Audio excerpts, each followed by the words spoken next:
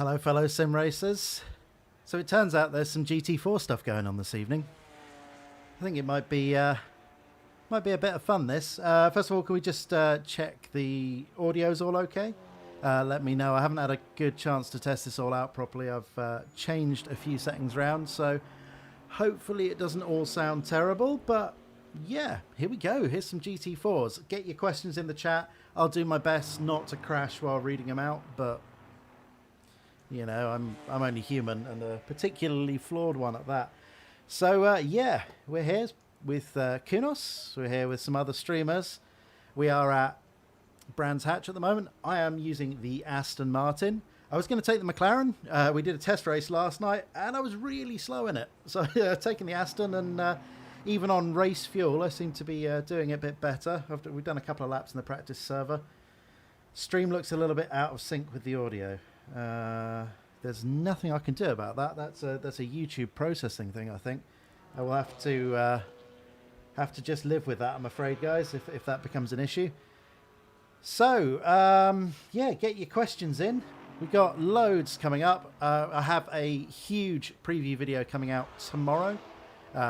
It's still under embargo at the moment. I'm not even sure I can tell you guys what time it's coming out, but the embargo lifts tomorrow, so there'll be a big video reveal then, or well, maybe more than one. I don't want to get into that too much at this stage, but yeah, should we? Where's the Black Falcon hat? Well, I'm driving an Aston Martin. If I was driving a Mercedes, I'd take the Black Falcon hat. Should I do? Let's do some medium fuel runs, because race fuel's boring. So how are we doing anyway, guys? We on the GT4 height? I think we are. Had to turn Jimmy and Jardier down 10% in volume. Yeah, I don't smash the levels with a compressor on this. I used to, but you don't win. Anyway, yeah, if you can let me know if the engine sounds are too loud.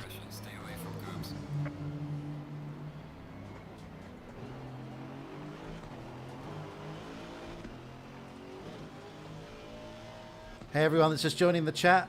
Literally first drive of these GTs, as we got, just to explain, the stream is filled with some of the Assetto Corsa beta testers, and they've got creative names, like we've got Gandalf the Grey in here, and Bending Rodriguez.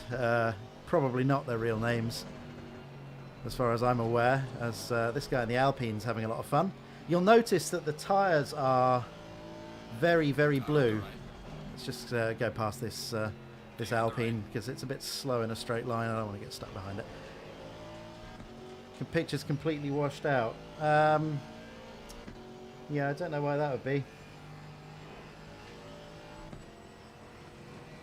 Anyway, yeah, so you'll notice the tyres are ice cold at the moment. That's because there are no tyre blankets in GT4. So first lap out of the pits is an adventure.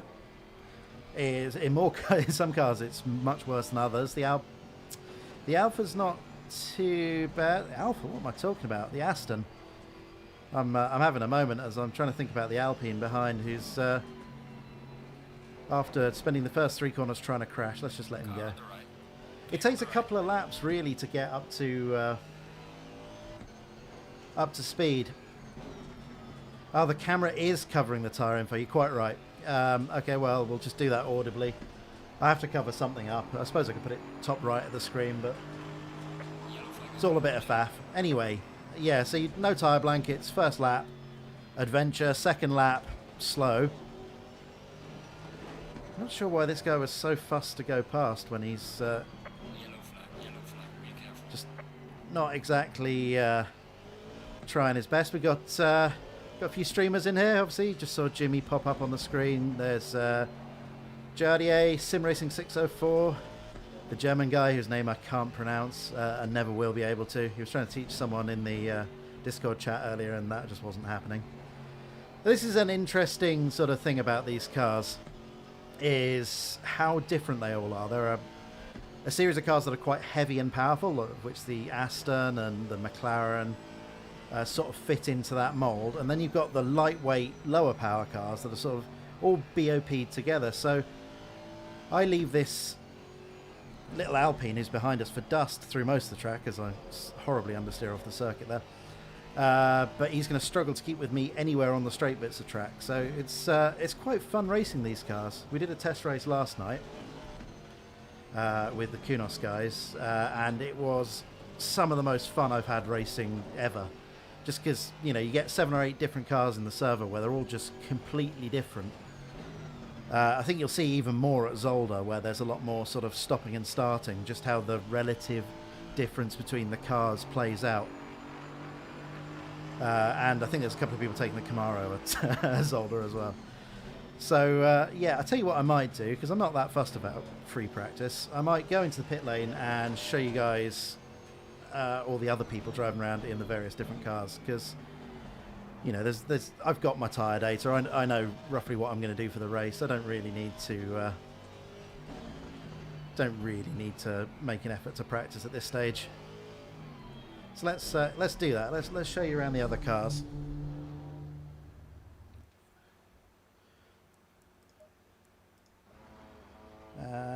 Can we watch other people? Change the old camera, can we?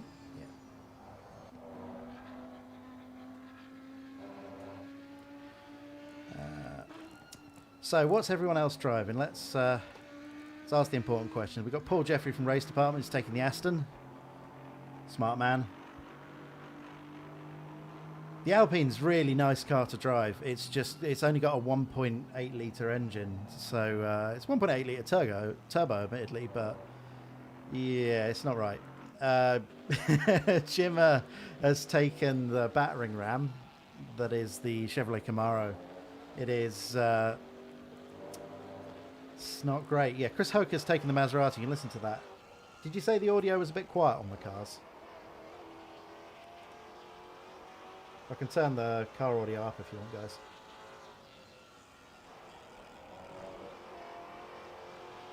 Yeah, so Maserati's good. Sounds good. The only problem is it doesn't have ABS, so trickier than all the other cars, especially when you're just throwing a dive down the inside or something you just want to anchor up. Yeah, I'll turn it up a bit. I'll push it up a bit more. Let me know if it's a problem, guys. What's Jardier taking? Jardier's taking the McLaren. I found that a bit tricky around here, but he's obviously talented, so that's not going to be a problem. Interiors of the cars as well. Yeah, well, I'm going to do all of this in the video tomorrow, Geordie, but I will. I just wanted to have a snoop on what all my fellow streamers were doing. Davide is the marketing guy for Kunos. He's taking the Aston Martin. What's Aris taken? Is he even in the server? I didn't see his name. Oh, there he is. Right, he's taking the Alpine. Sweet. So yeah, I'll show you the insides while we're doing it. Let me change. I can't get rid of the HUD in here. I'll have to go into replay mode. The Chevy, yeah. Jim has taken it. It's. You want to hear the sound? We can do the sound of the Chevy. Where's Broadbent? What's he doing? Sitting in the pits. That's not helpful. Someone else is taking it though. There you go.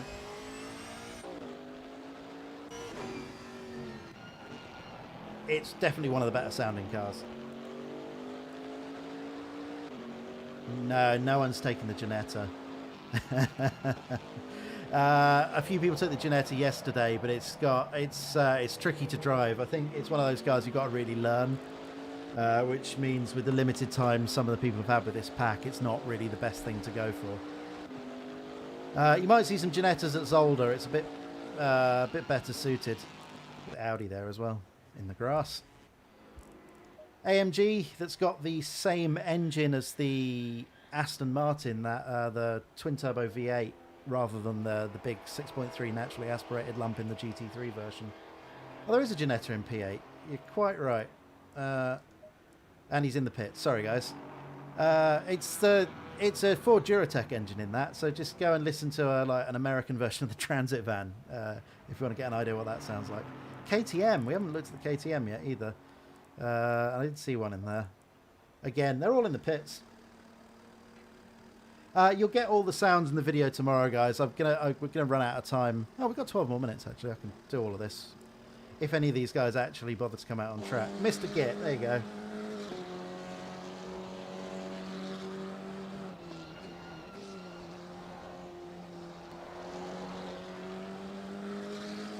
Yeah, Geordie, I'll be taking the Porsche in the second race, so you'll...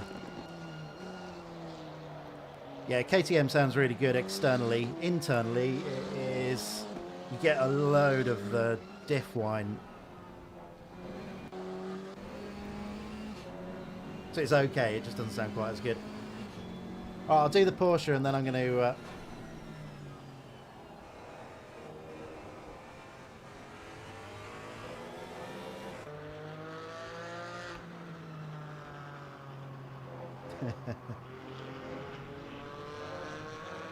Yeah, it's paid DLC. The price isn't going to be revealed until Wednesday, I don't think. I think that's be one of the snippets that's going out to the main gaming press rather than us, sim racing guys. So you'll be able to read it on Wednesday morning, I guess, and then just buy it. Anyway, I'm gonna drive the old car, I think.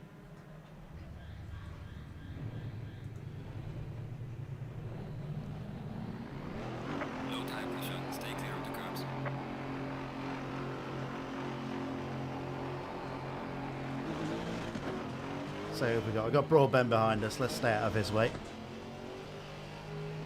Car on the left. Clear on the left. Slow car ahead. Blocking everyone coming out of the pits. Always good. So, yeah, let's see if we can stick with this Camaro. It's going to be difficult because he's on warm tyres and I'm not. I'm on... we're down at 21 PSI. The actual... Whoa! Yeah, rear tyres particularly bad. The optimum tyre pressures for these are like 26.5. They're about half to 1 PSI lower. He's pinging about a bit there, so I'm actually going to give him a bit of space, because the last thing I want to do is crash into someone when I'm on my outlap. I'm going to have to give him a bit of room anyway. Let's move out of the way and let this Audi through as well. Clear on the left. Got a whole bunch of people on fast laps.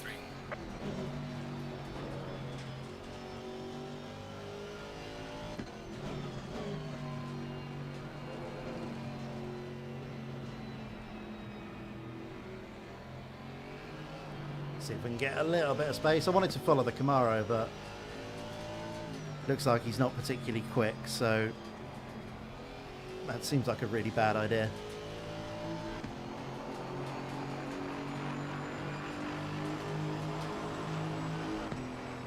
Yeah, I had to leave Jimmy, unfortunately. There was another Camaro, and then obviously all these other guys on hot laps.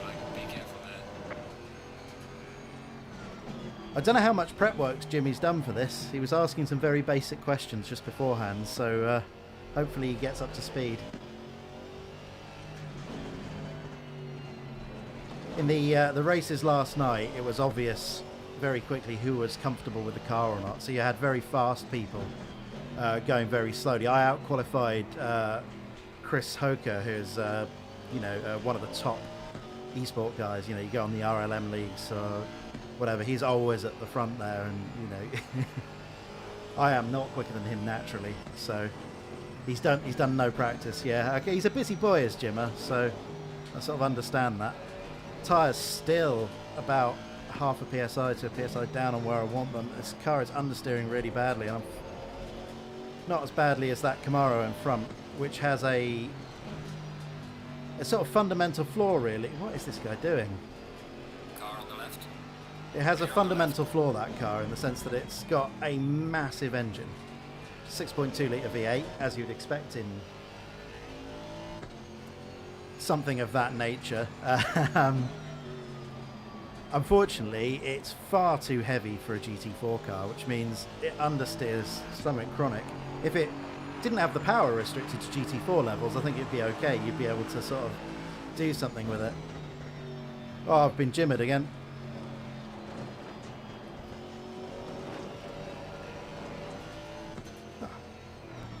Awfully nice of him to get out of the way. As I said, not really trying to do too much pace work at the moment. Brands Hatch was definitely my weak circuit last night when we did the test. Ran most of the race in the top 5 at Zolder, which was encouraging. I took the Porsche, I'm going to take it again. But then again, I wasn't... haven't driven a car with a 6.3 litre V8 then. Well, I don't know what you're talking about, man. I've driven these in ACC, and I can tell you that having a big heavy engine out the front is much more likely to understeer than not having a big heavy engine out front. And because it's balance of performance in GT4, the power is heavily restricted. So any advantage that you get from having that whacking great engine is really nullified by the rules. You know, when you're running against cars like the Alpine, which has a 1.8 litre twin turbo, you know, the road going cars, what, like 250 bhp, it's not on the same planet as things like the Camaro or the McLaren 570S, which is what's so great about these GT4 cars, or racing this GT4 stuff, is that the cars are so totally different.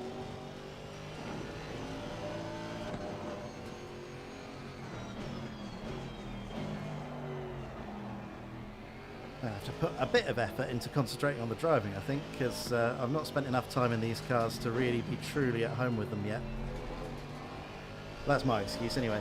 When's it coming out? Wednesday. Yeah, the Camaro is stupid expensive. I think it is the most expensive GT4 car. It's like $500,000, I think. Whereas you can pick up the Ginetta for about 100 grand, to give you some idea. How did I get into this event? I have been working with Kunos for a couple of years as a content creator. So they've invited content creators to help preview the GT4 pack. Will there be multi-class servers? Yeah, multi-class online. As far as I'm aware, there is no single-player multi-class. I don't know if that's something they're going to add in the future, as I follow around my mate Paul Jeffrey. So yeah, there'll definitely be online multi-class stuff. We're planning on running some stuff on our Discord, so I'm sure AJ will fill you in. How much is DLC going to cost? That is embargoed until Wednesday. I think that's one of the pieces of information that's going to be released by the main gaming press. So yeah, if you hear anything about that, then either someone's leaked it or it's wrong.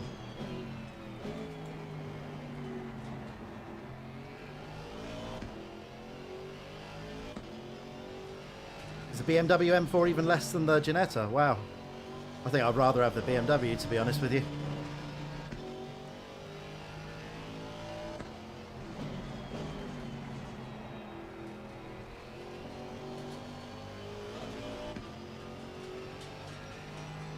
Yeah, I don't think anyone will be super disappointed by the price. You know, if you look back at what Kunos have done in the past and sort of weigh in how many cars there actually are in the pack, you could probably work it out, I think. I'm not saying there's a formula, but, you know, when I heard it, I wasn't upset at all. So I follow Paul off the track. It's pretty common. Before last night, the only time we'd ever raced together, Paul Jeffrey from Race Department and I, was at Paul Ricard after about some beers. So it was nice to have a chance to actually get some laps in a vaguely representative fashion. Anyway, so these GT4s are so much fun. Like, I didn't know exactly what to expect. I like racing the GT4s in Assetto Corsa and iRacing with the Porsche and the couple that appeared in Race Room, and they've always been good fun, but there's never really been enough of a feel to, wow, really do it justice. What you have is slower cars, obviously. But slower doesn't mean less exciting to drive. These are much more mechanical, much more engaging. You'll see that I'm having to work the wheel a lot harder than you really would with the GT3s. Part of it's because I'm making a pig zero driving while I'm chatting to you guys. But part of that is just, you know, there's much less aero, obviously. And that just, I don't know, these cars are just really super fun to sort of chuck around in a way that actually might make them a tiny bit harder than the GT3s. That might be a controversial statement. I was speaking about it with Aris last night, and he thought that they were different kinds of hard. Driving the GT3s fast is all about precision and being able to just really, really load up the tyre just right to get the peak performance and rely on the aero. With these, there's a little bit more wiggle room. And you can see that when they drive them in real life. They're sliding all over the place. And that does replicate well. So we've got a minute and a half of free practice left, which is good because I'm sort of getting bored of just aimlessly driving around. SRO, yeah, SRO doesn't have anything to do with Super GT. Let's take this back to the pits. It's running out of fuel anyway. Answer some more questions and then we'll go into quali. Porsches are overheating in American GT4. Yeah, I haven't had a chance to watch any of the SRO US stuff yet. It's been a busy weekend. Is this going to come out for consoles at the same time? I'm not sure, actually, Hans. I think it comes out a little bit later.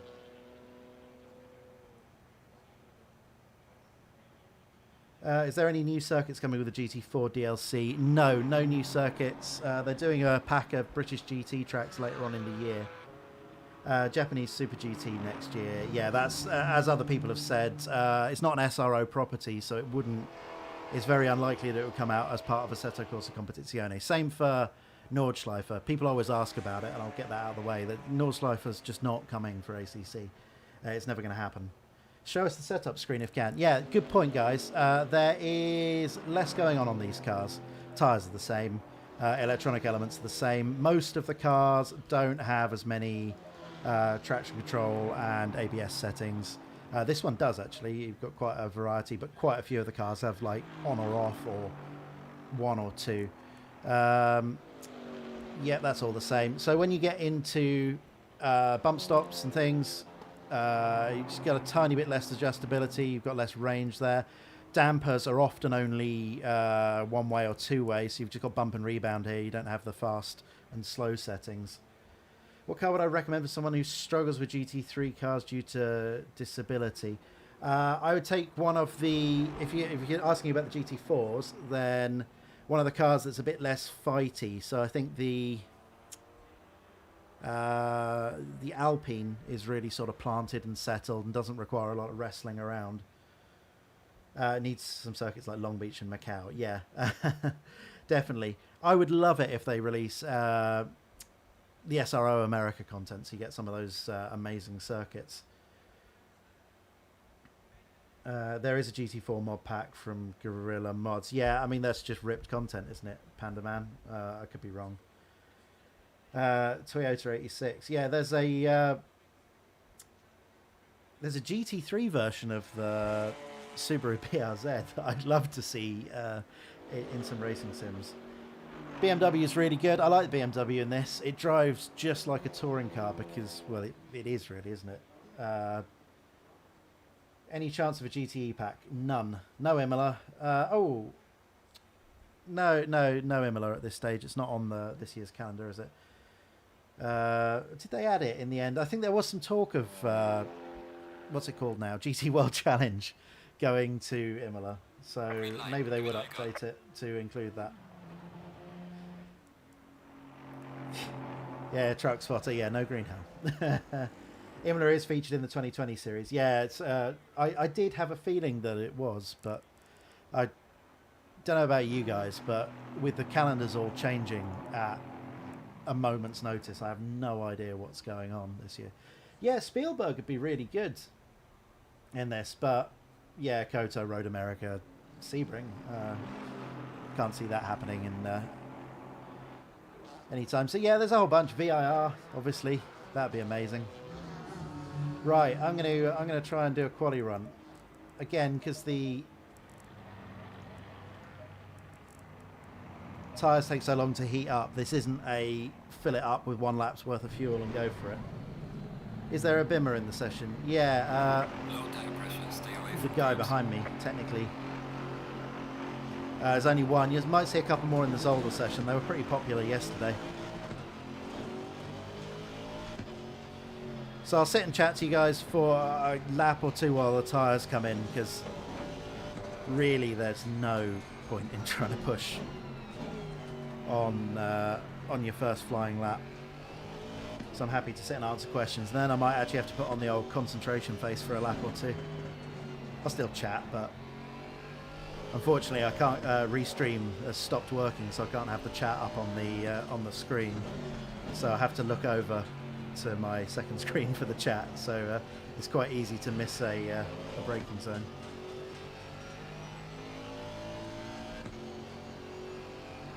Yeah, well, I'm going to be in the Cayman at Zolder for the second race, which is a nice car, really refined actually. This Aston's a bit more bitey. It's got a sort of a slightly more aggressive feel to it, which is weird really, because it's, you know, it's a front engine car, whereas the Cayman's mid-engine. You'd sort of traditionally expect the mid-engine car to be a bit more sort of snappy and bitey at the front end, but you know, it's always been one of those cars, at least the road-going car, that everyone praises the sort of stable handling platform of. So that's definitely how it feels to me. Although at Zolder, where you have to absolutely punish the curbs, it's still pretty tricky. What car am I in right now? I'm in the Aston Martin, mate. Right, let's see where the tyres are at. They're a little bit there. Oh, it's a big snap oversteer. Tyres are a little bit down, but we're going to give it a bit of a push lap, just in case we don't get one in later. 25 cars at Brands Hatch does get a bit busy, so it's I struggled a bit to get a clean lap yesterday, so a banker would be useful. There's no Mustang, dude, because there's no Mustang GT4 in the GT World Challenge. It's not GT World Challenge, is it? It's GT4 Europe.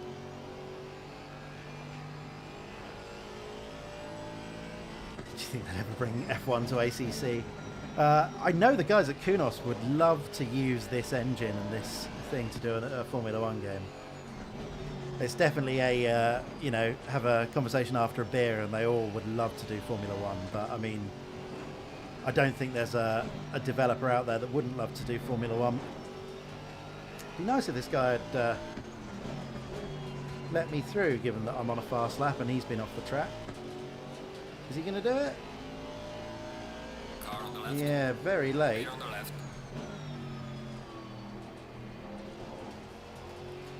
The the beta testers have been asked to play nice after last night. Well done, mate. Personal fastest lap. So yeah, I'm having a load of fun with these GT4 cars. They're much more involving to drive, particularly if you get into cars like the KTM, which is the BOP sort of massacred it a bit.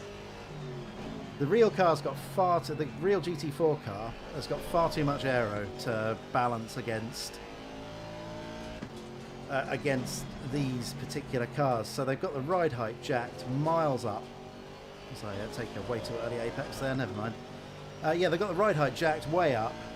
It carries like 200 kilos of ballast or something. Not in SRO, I can't get figures for SRO.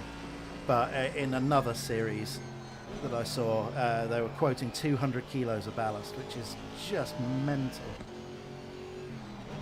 But what that does mean is that, yeah, it's a bit slow on the straights, but if you want to, it's so good in the corners. And by good, I mean sideways. It's extremely fun. It's not a car you'd ever want to take at Paul Ricard, although I wouldn't really recommend the GT4s for Paul Ricard anyway. It's not the right circuit. Places like Brands Hatch, Zolder, Zandvoort, Nürburgring Grand Prix, those are just, they're made for these kind of cars, the sort of twistier circuits. They feel a bit clumsy in the GT3s because the GT3s have gotten so fast now, they're almost sort of old school GT1 pace. So Paddock Hill Bend is always a challenge. I love it. There's never a time I've entered Paddock Hill Bend where I haven't Yellow thought flag ahead. Watch out in front. really long and hard about every single part of it. It's always catches you out. It's started to settle down a bit in the GT3 cars because you're rescued by the aero, but these cars are on so much on edge through there. You're just fighting the understeer, then all of a sudden it grips up and you're dealing with the oversteer, then you've got to get back on the power again. It's an interesting... Yeah, it's like being at the top of the eye, yeah. I've not seen that quote from Watty, but that's very appropriate. I should really pay attention to this lap, because 14th out of 25 is decidedly average. There are a couple of people I want to beat. I want to beat Jimmy, just because I sort of have all the races I've been in against him, I've out-qualified and beaten him. Both of them. There's only two. And I want to beat Paul Jeffrey, just as a matter of personal pride. He beat me at Brands Hatch yesterday, and I was ahead of him at Zolder when he disconnected from the server accidentally, so I take that as a double win at Zolder. Well done, mate. The fastest lap so far. Right, we got enough fuel for another 2 laps. Let's see what we can do. Oh, understeering to Druids is the answer. Right, let's prepare myself for another lap. Too bad American Chris Hay isn't there. No, that's a good point.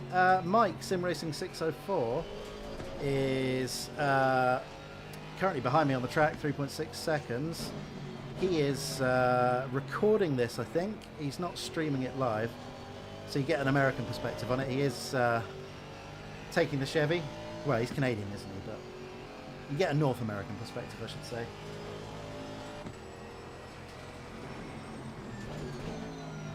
Should not be looking at the chat as I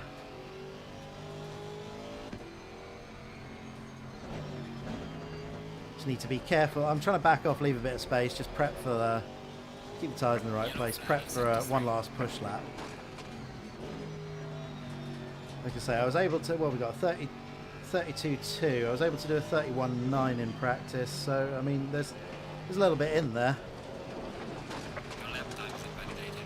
He's trying to stay on. That was unnecessary, wasn't it? Right, let's go for it, boys.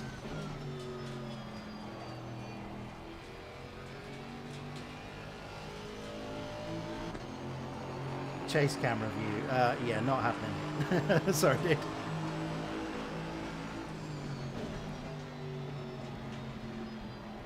Oh, fighting the car the whole way through there.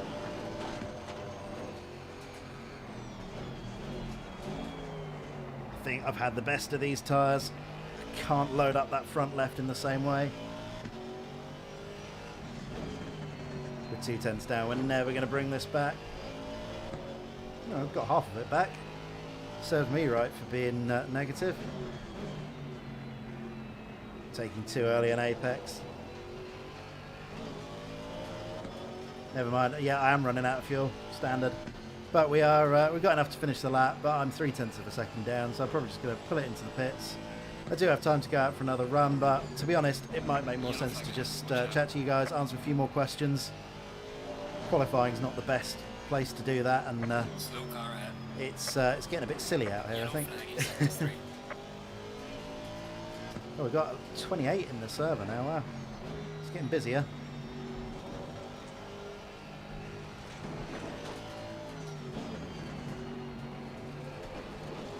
I can tell you the racing. Sorry, mate. Kevin, the price isn't being announced until Wednesday. I think you'll read that in the main gaming press. So they're it's not part of our current NDA, so I won't be saying. Right, let's just go back to the garage. Are there any cars people want to see? I didn't show off the BMW, did I?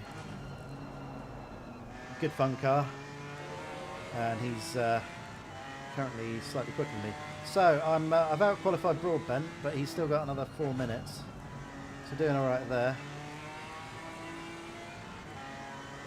once again, just behind Paul Jeffrey. He's doing all right, that lad. Gary Patterson always has good pace. I was following him around on a long fuel run earlier, and yeah, managed to stay within a second of him for about 5 or 6 laps, but that was only because he was making a lot of mistakes. Alpine, sorry. Yeah, wow. At the top of the... Let's go into an external camera.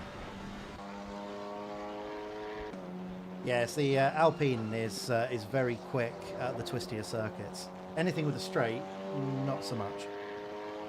And yeah, Gary's driving the Aston that he made, obviously. You know,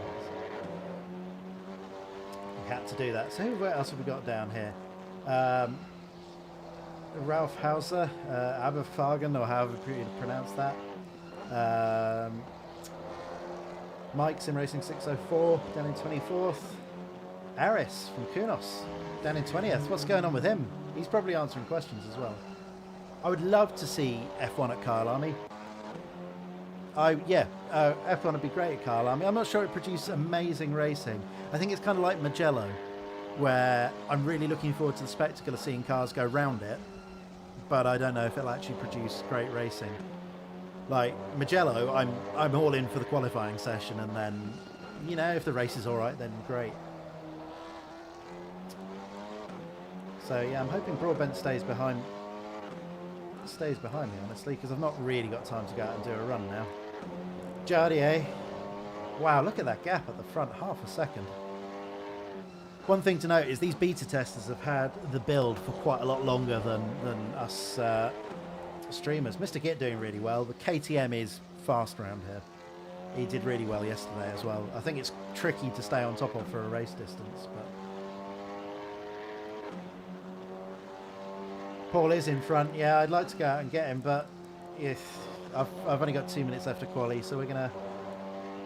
Is it best non-direct drive wheel, not Fanatec, to go with the Thrustmaster TSPC Racer is probably the best non-Fanatec one. When was the last time I've been live, Florian? A couple of months. I keep meaning to live stream more, but I work all day on the videos. Like, I get up at 5 in the morning and work all the way through to like 5 or 6 in the evening, and then look after the baby, and then the will to do more sim racing is limited. We haven't seen a lot of. Every time I've looked at Gandalf in his Audi, he's been parked in the gravel trap for some reason. It's not the answer. No new tracks with this pack. As I said, if you just joined, guys, or you missed earlier on, I've got some. I don't want to let the cat out of the bag, but I've got some videos coming out tomorrow about the GT4 pack.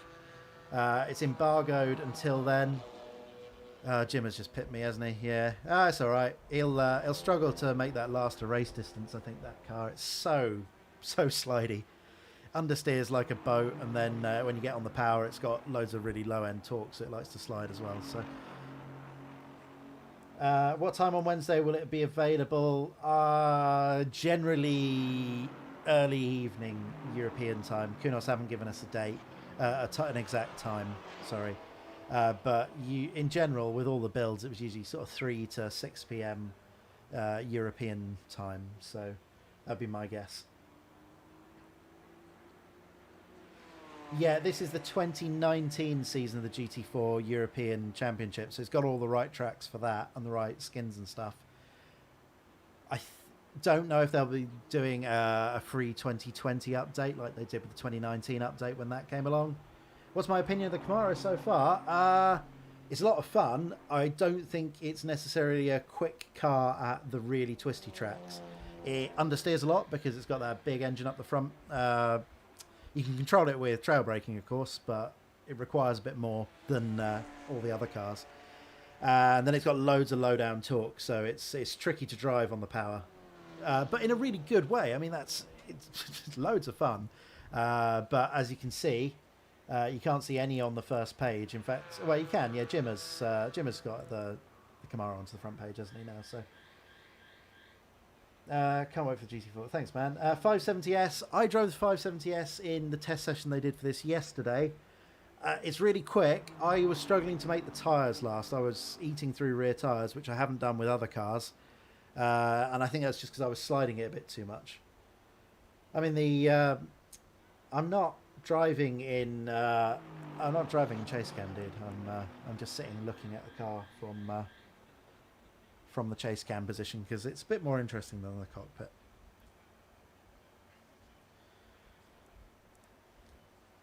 So I better put some fuel in the car, really.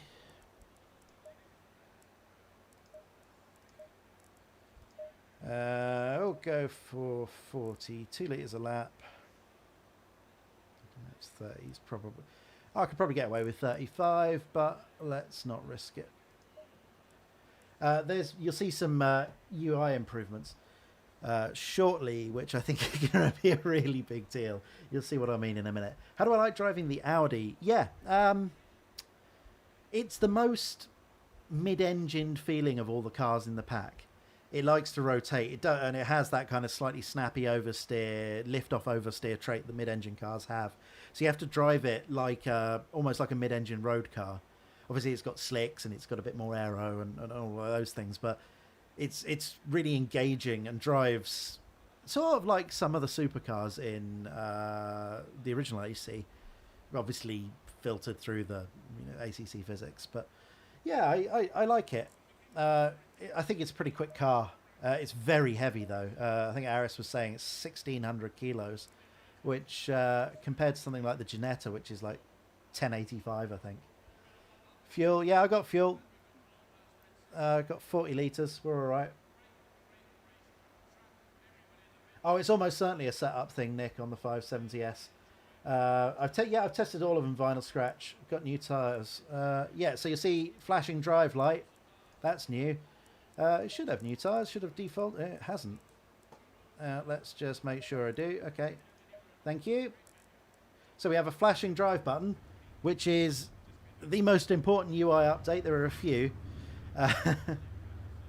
Why are the cars jumping around? The cars that are coming from the up to the down position is just showing that they're still in the pits. Going single file. So 16th, yeah, we got jumped by Broadbent right at the end there, didn't we? That's unfortunate. Do I have a favourite already? It changes every time I drive them.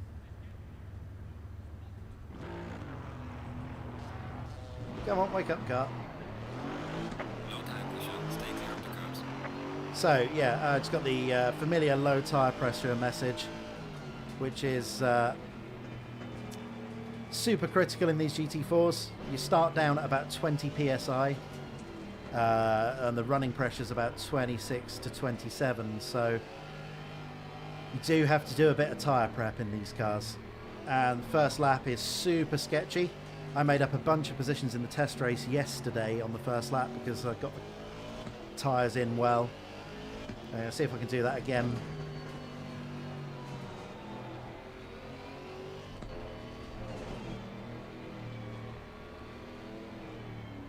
But yeah, short lap does make it pretty challenging to get the tyres up.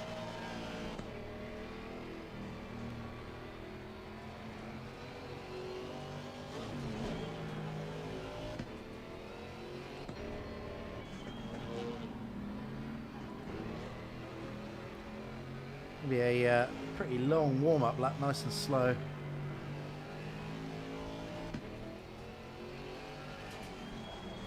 So you can do the normal tricks of just dragging the brake to get the tyre temps up. I think the brake ducts are all default to max setting. I'm not sure you can adjust them on most of the cars. I haven't gone through and fastidiously checked all of them. Do these cars actually allow for closer, more exciting races? Yes, based on the ones we did yesterday, definitely. The reason for that, twofold. One, there's almost no aero wash, so you can run, well, this close to a car in front through the tight stuff, the fast stuff, sorry. But also, all of the cars are really different. So you've got some cars that are very quick through some parts of the circuit and slow through others. So yeah, well, you'll get to see in a minute. I think we'll you'll get to see some very close racing. And that's what's very nice about Brands Hatch and Zolder and Nürburgring, Grand Prix and Hungaroring is these cars really are in their element there, those tight, twisty tracks that feel clumsy for the GT3s. So yeah, I'm very excited about the racing for this. I'm a bit worried that people are just going to give up on the GT3s for a while, actually. So, don't run into the back of Jimmer. That's step one. Green light, give it okay. Oh, it's not going to happen with my reaction times.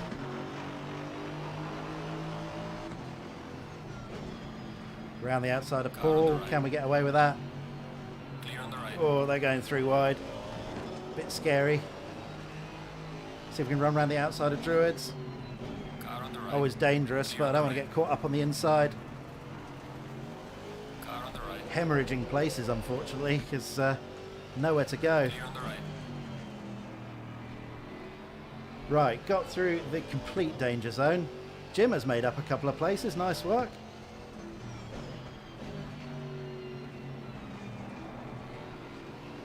Oh, it's messy here. Car on the Oh, I want to crowdsource where to go. I don't want the responsibility of knowing which side to pick here. I'm going to move over and stop Paul from coming back at me. right. Car on the left. Clear on the left. Ooh. Car's off on the outside there. I had a tiny bit of a bump with the... I'm not sure what it was. It was the Aston on the left. Got Paul Jeffrey right behind me as well. Can't hit the Aston Martin in front. That's the marketing guy for Kunos. He'll never invite me back to an event again if I hit him.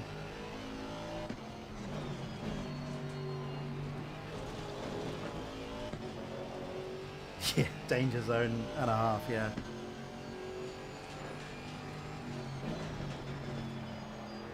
Right. Target's got to be Jimmer, hasn't it? 20-minute race, fairly quick fire these, so we'll move on to Zolder after this. I'll be driving the Porsche, Lovely. Fastest lap on the race. so you get to see a different car. I like the Porsche as well, it feels really good. Oh, brakes not where I wanted them to be. Clear on the right. Just give Davide something to worry about.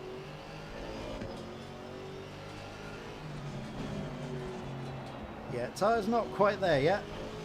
My heart says push, but the tyres say no. Already got a track limits warning. We're going to have to be very careful of that as a community, I think, with these GT4 cars, because they absolutely devour the curbs. You can just straight line them because of all the extra ride height you've got, because there's no underfloor, well, there's very limited underfloor aero on the cars, and they've all got mandated minimum ride heights anyway, thanks to the BOP. So, yeah, it's going to be... It was pretty easy in some places to pick up some track limit penalties, and I was hoping to get past lap 2 before I picked up my first warning.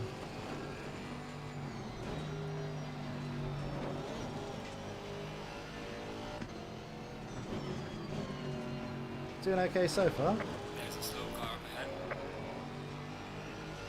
But happy that I can stick with Davide because he's had these cars for 2 months. And I've seen him drive in real life, and he's a madman, so... Game needs more tracks, it gets boring with limited content. I would like more circuits, that's for sure. I still don't feel like I've got the most out of the 14 or 15 or whatever it is that are currently in the game. But I'm a bit of a hoarder of new content. So Jimmy is starting to find the issue with the Camaro in race trim, which is that you need to drive it with quite a lot of finesse. Oh, we are being sent. That is bad driving, Gergo. Bad driving. The lunge from the AMG behind us is Gergo, who does all of the skins for Kunos, and he spent most of last night battling with me around Zolder, so he's probably fed up of seeing the back of one of my cars. But that was a very optimistic look up the inside into a gap that was always going to close. Imola would be cool in GT4s. Imola's perfect for GT4 cars. I mean, it is spot on. It's just right. All those chicanes that feel a bit awkward in like Formula cars or faster cars, like aero cars, all of a sudden feel great as you just absolutely throw these much more mechanical cars through. Right, let's try and cruise up to the back of Davide again after we had a little scare with Gergo and try and capitalise on the inevitable moment that's going to come between these two.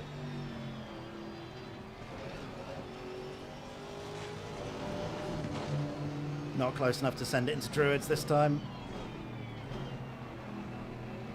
Looks like Jimmy's really struggling on traction. Not surprising, it has so much torque low down, that Camaro, as any muscle car should.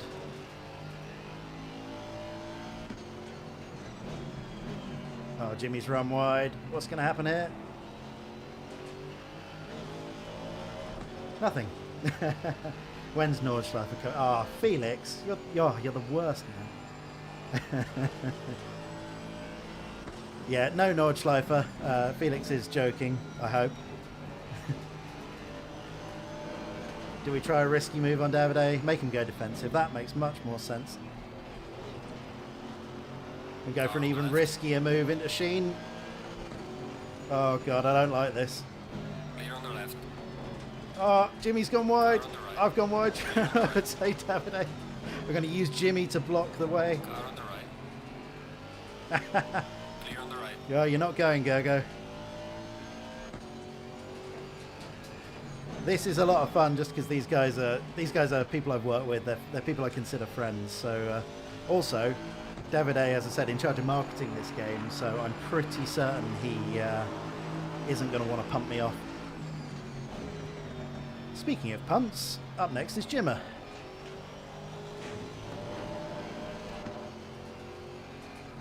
I'm not sure he'll be quite so happy to cede the position.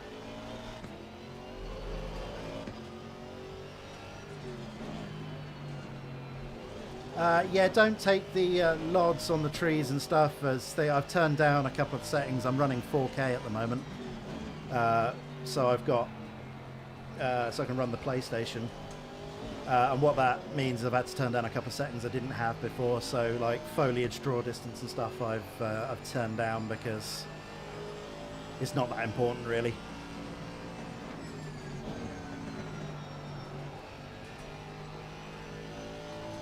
One like, one Punterino. I really hope not, AJ. Oh, he's gone wide.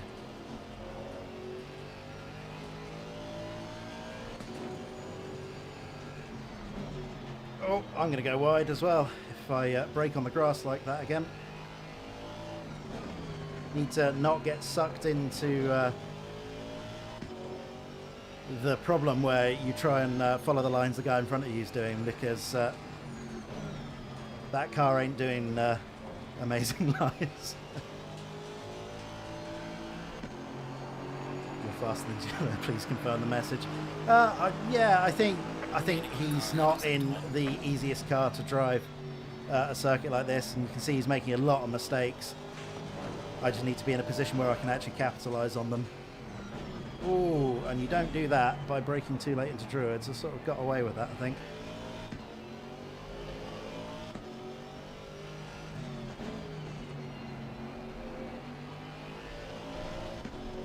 It's definitely happening at some point.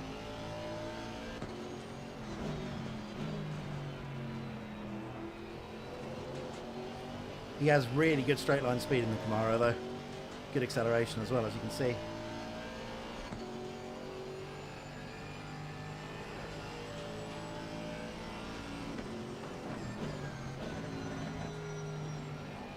Is he going to run wide? No. He is very slow through this fast middle part of the circuit, but it is very, very, very treacherous to pass here.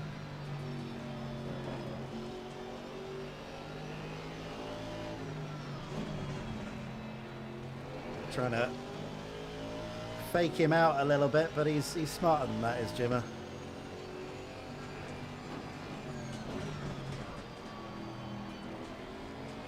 There we go, we got good run on him out of the corner. But that mid-range acceleration in the Camaro is excellent. He's driving away. I'm in the slipstream. he had a horrible bit of oversteer mid-corner. We've got a Flag ahead. Be careful. McLaren in the kitty litter. Oh, has he just gifted it to me? No, not quite.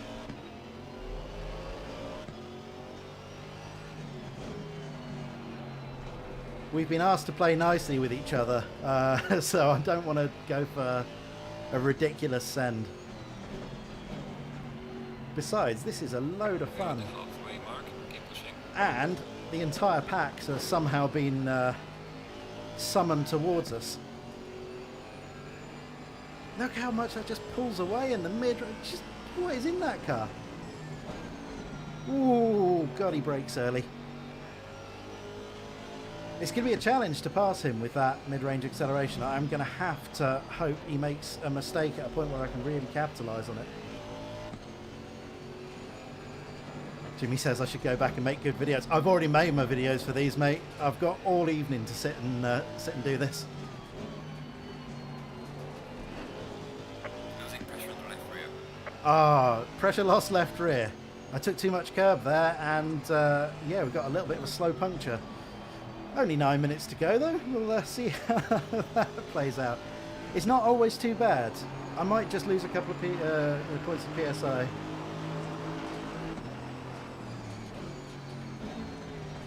was expecting Jimmy to brake earlier there, and he didn't, and that caused me no end of problems.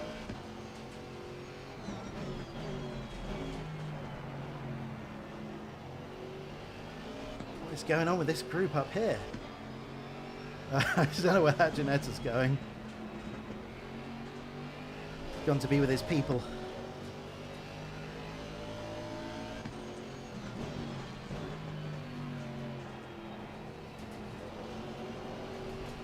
The thing is, Jimmy's not going to be the slowest guy in this train, I don't think.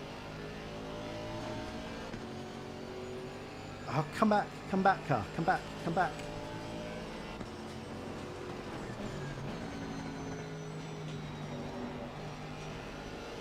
Oh, I've got to run, but... Oh, we don't want to hit an Alpine here. Car on the left. Clear on the left. Don't send it. Oh, what? Oh, that's just ridiculous. I don't know who Tanto is. It's one of the beta testers with a fake name, I think. So good racing. I'm glad that hasn't put us out of contention, because that would have upset me greatly. You can't just throw a car off the inside into Sheen. It's you scrub off like 20 miles an hour or 15 miles an hour. It's not even a braking zone. Ooh, yeah, we are losing rear tyre pressure. I'm down 0.8 of a PSI, and that is making it very entertaining through some of the high-speed corners. Don't hit Jimmy. He's got an army of fans who will come and murder me if I do so. Ah, those rear tyres are killing me. It's my own fault. I took too much curb on the inside of Sterling's, and it's cost me. I've still got 3 more laps to do on it. Press throttle harder. I'm trying, but the tyres don't want to allow it. It seems fine going into the corners, which is good. It's just getting back on the power. For exceeding track Picked up limits. another track limits warning. I was sort of expecting that there.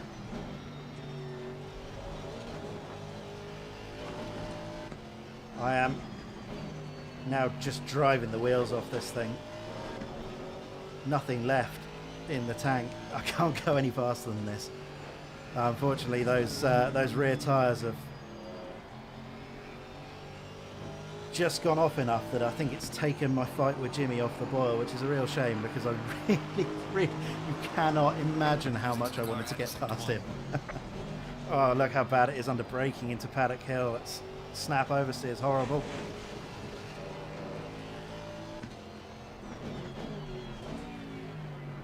I'm asking a lot of the rear of this car at the moment.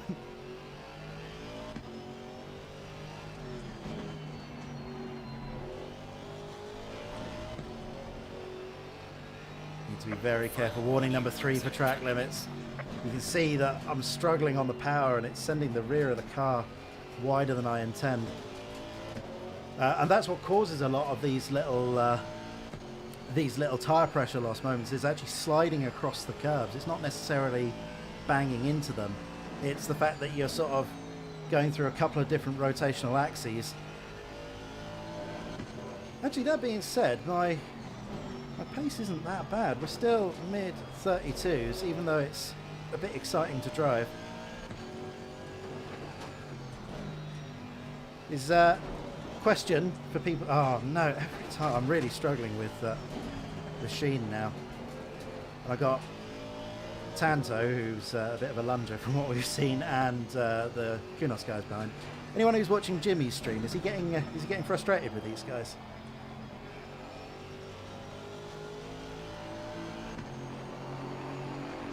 Why does this look better than Broadbent's ACC?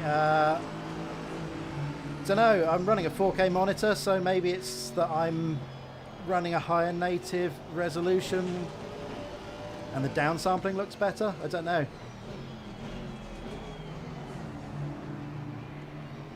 Oh, that boat is slow on the apex. Need a better name than a boat. Bentley have officially taken boat for themselves. He wants them to fight. Well, they are fighting.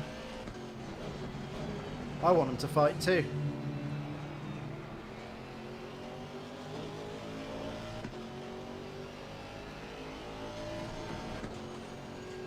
It's just got so much mid-range acceleration, that Camaro. I just can't keep with it. Even when I get a good run out of the corners. Oh, he's made contact.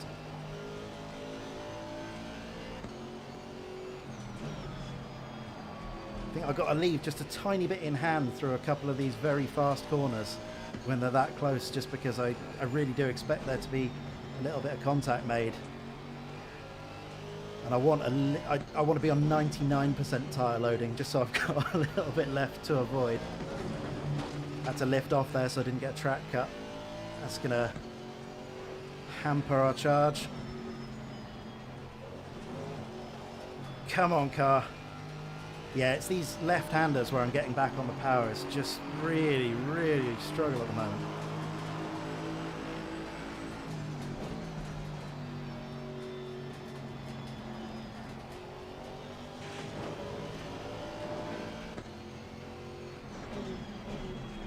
Yeah, I don't actually know who the guys are fighting in front of him, so I've not really got any intel on them.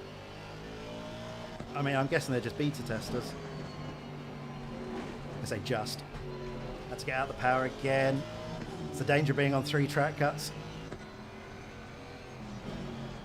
Oh, okay, we are really struggling now. Those rears are horrible.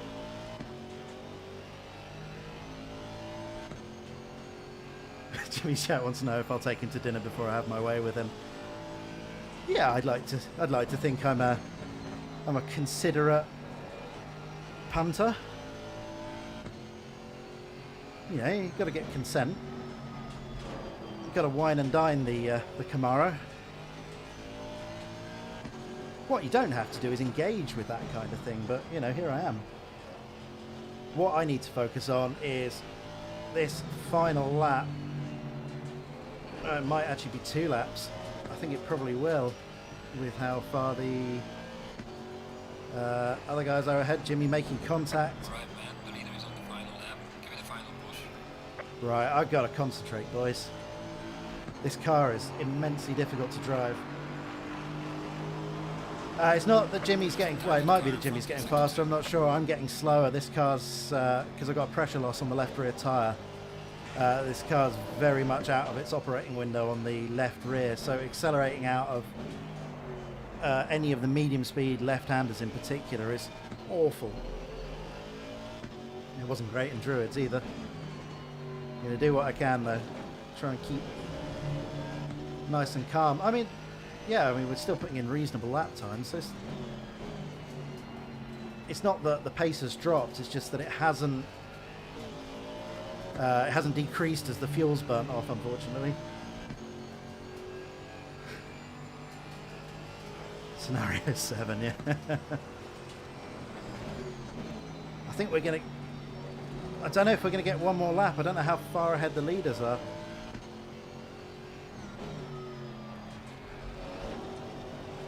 Oh, that Cayman all over the place.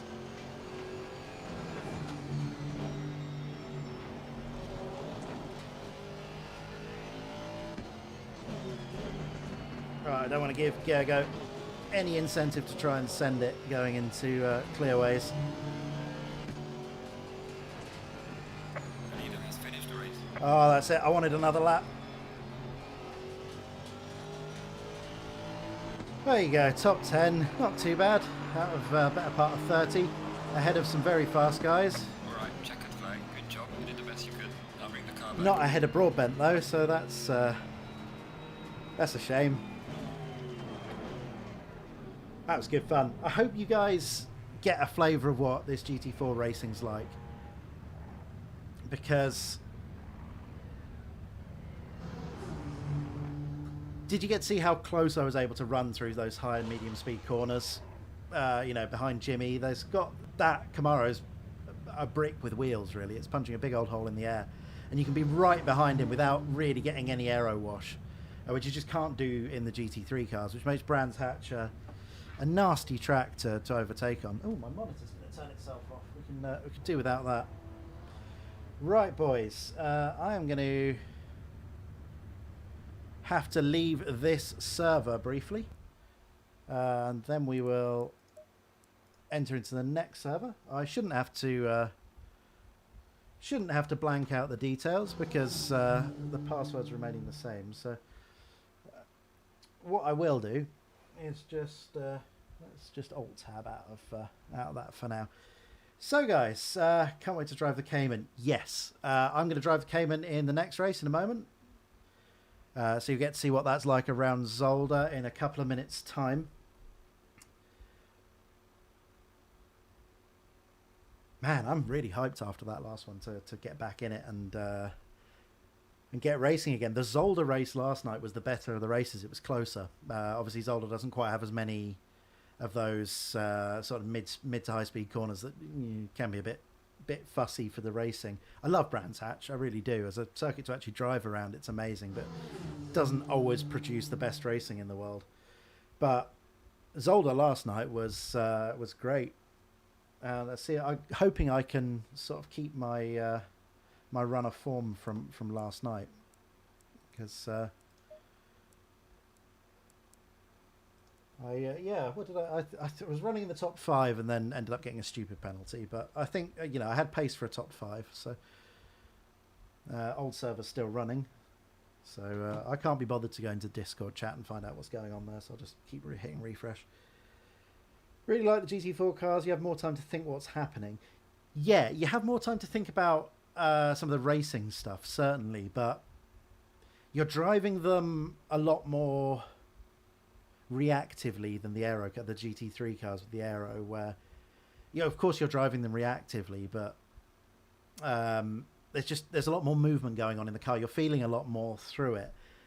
I didn't want to say in the video, and I'm not sure I should say now, but some of the things that I think people felt was missing from the feeling of ACC when it first came out was to do with the feeling of GT3 cars, not necessarily the feeling in ACC. And you might get a bit of a sense of that with the GT4 pack. Certainly the on-edge feel is really, really, really good. Definitely loving it. Moved up 5 positions. I think I did 6, actually, didn't I? I started 15th. I'll take that. I missed a whole bunch of questions in there. If there was anything like actually useful, anyone wanted to know, best time would be to ask would be now, while I'm hitting F5 and hoping the server comes back with something that's not just the one I was in. Okay, old one's down. Oh, thanks for the subscribe, Mark. Almost crashed into Jimmer. I don't think I almost crashed into Jimmer. I was very much under control. How's the baby?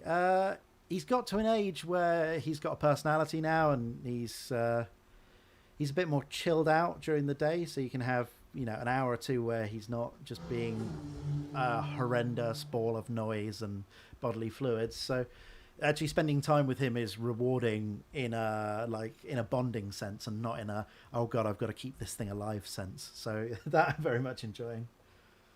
I can't tell you the price, Miguel, sorry. That is under embargo until Wednesday, so you're not going to find it out in the videos tomorrow either.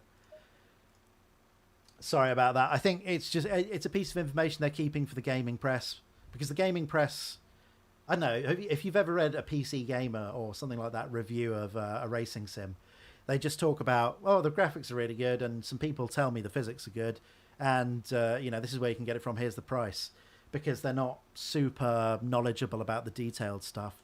So I think what Kunos have tried to do here is they've given people like Jardier and myself and Jimmer and Sim Racing 604 and etc etc etc, they've given us access so we can talk about the really boring nerdy sim stuff that we love, and they can give the other guys some privileged information on the commercial side of things, which is probably more their shtick. Mark, I'm from near Woking, a nice racing landmark, a couple of miles down the road from Woking, in the southeast. I haven't hit refresh for a while. Let's go see if we've got a server. Gergo is normally pretty hot on that stuff. There we go. 0. Okay. I'm just going to have to... Sorry, bear with me, guys. I'm just going to go to a BRB screen so I can put the password in.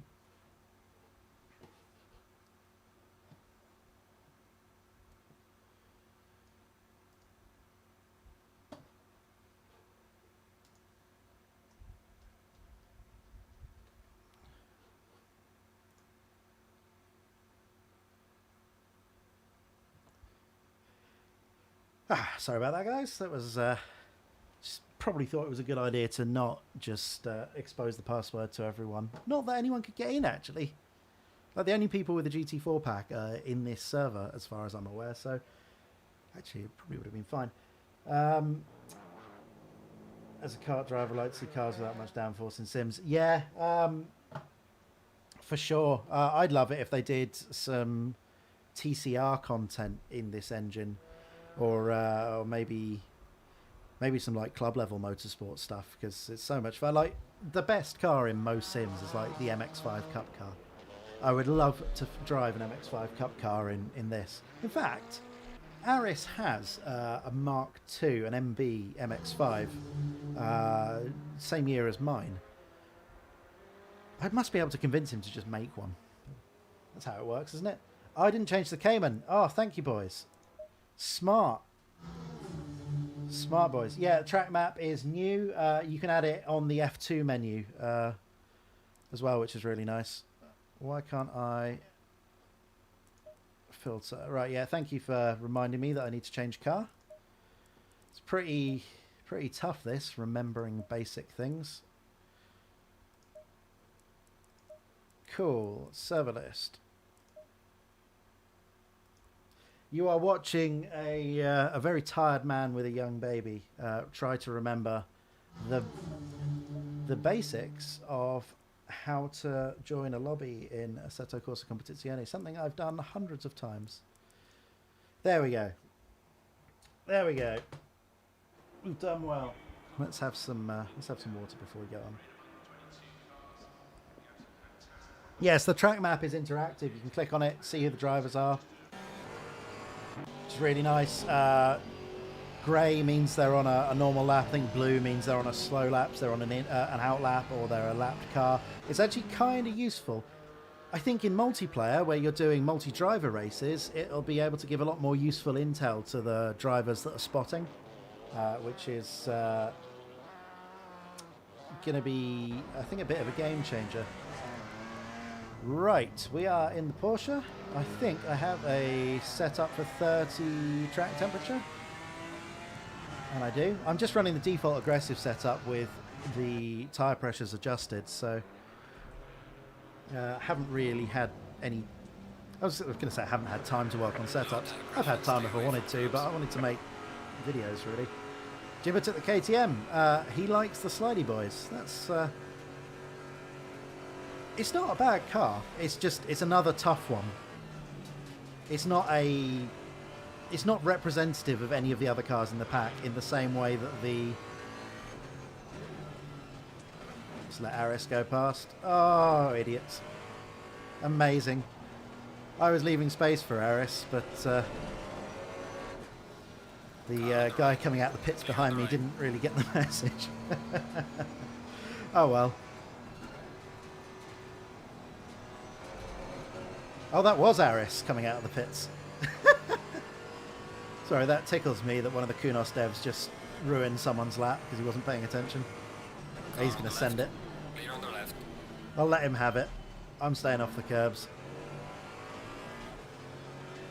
KTM for Chimmer. Yeah, he's going to have fun with that. How are the GT4 cars being integrated into the career? You know what? That is a question I had. It's on my list of things to look at and do a video about.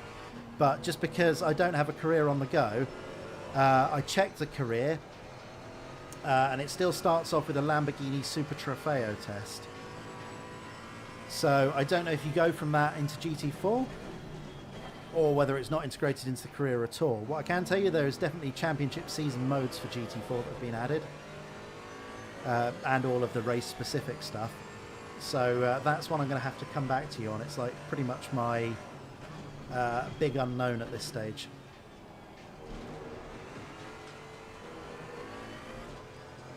Does the game have the same weird ECU maps the GT3 has?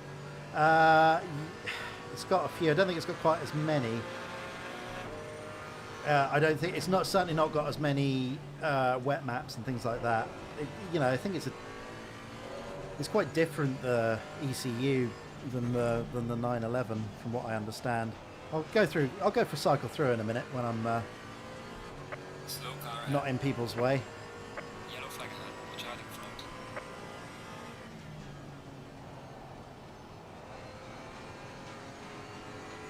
So let's just let Car on the left. them go because they're one of the Clear on the fast guys. Yellow flag in sector 2. And they're only going to send it at a stupid place. So, GT4 cars, Zola, you can smash the living hell out of the curbs. I didn't there because my tyres are still not up to pressure and I don't want to get a puncture. But I don't know if you saw the Aston Martin going through in front of me. That is pretty much the ideal line through there. And through here, you are all over the sausage curbs.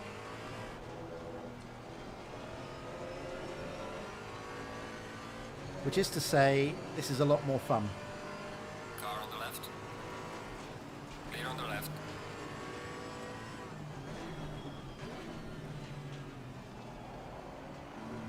Right, okay, tyres reasonable level now. Let's so how the throttle behaves. Good for fuel saving. There's a slow car. Yeah, I don't know how much that's really in the ethos of GT4. Don't forget, you know, they're really meant for 1 hour sprint races. Obviously they are used in enduro stuff.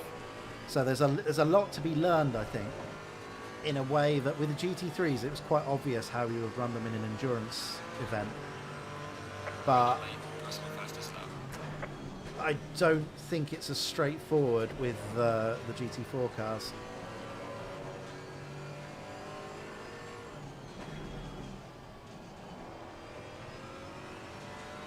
Head car starting to feel reasonable now. I've got to, of course, adjust to the fact that this is mid-engine, so I don't need to do anywhere near as much in the way of trail braking. So into these faster corners like this, it's tricking my brain back into the correct way of behaving. I mean, the difference between Yellow flag ahead. Watch out. this car and the Aston Martin that we were driving before is a lot like the difference between the Aston Martin in the GT3 and one of the... Let's try and think of a more docile mid-engine car rather than the rear-engine Porsche, which is a particularly unique challenge, I think. But, you know, maybe something like the McLaren 720S. It's that kind of difference.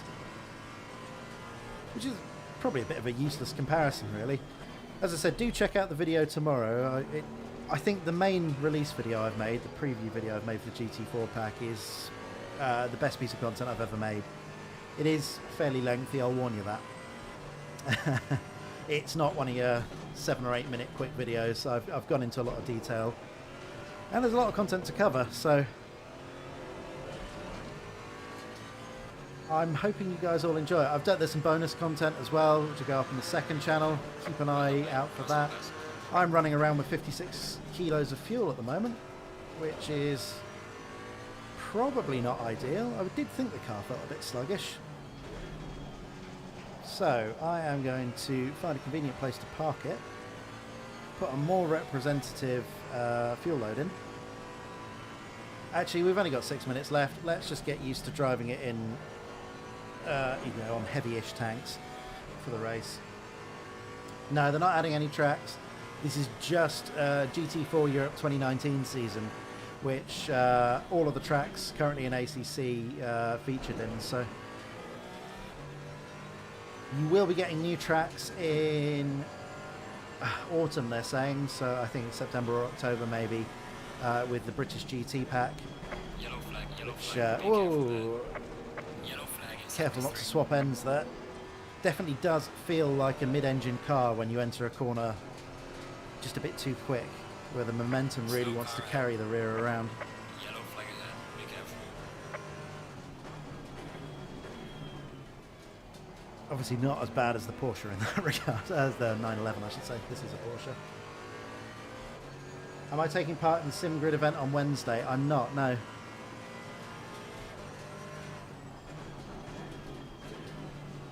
Are they doing a GT4 event? I must admit I haven't really kept up. I've been so buried in the just the new release buzz here and getting all the content made for the release tomorrow that I haven't really kept an eye on what's going on. It says winter 2021 now, does it? Ah, interesting. At one point, I'm sure it said autumn. I will have to ask the devs about that.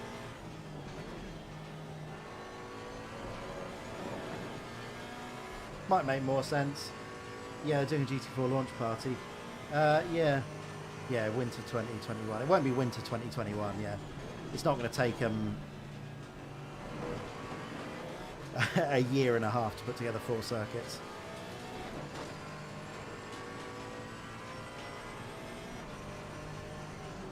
Try and remember to brake at a sensible point this lap.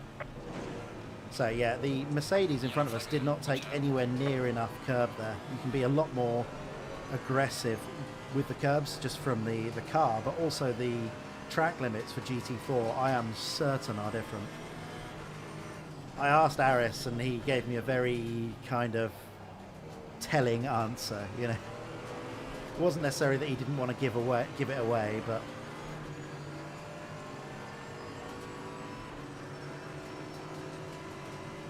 he so just make sure I don't drive into the back of this guy just having a practice lap. I'm on heavy fuel, so I'm not trying to make a thing of it. Let's just get out of all these guys' way. April, May for console. Yeah, what wheel am I using? I'm using a Fanatec DD1 at the moment. I was using an open sim wheel before that with a Midge servo motor, which is what Jimmy, I think, uses. Or don't know if he still uses. Certainly last time I paid attention to one of his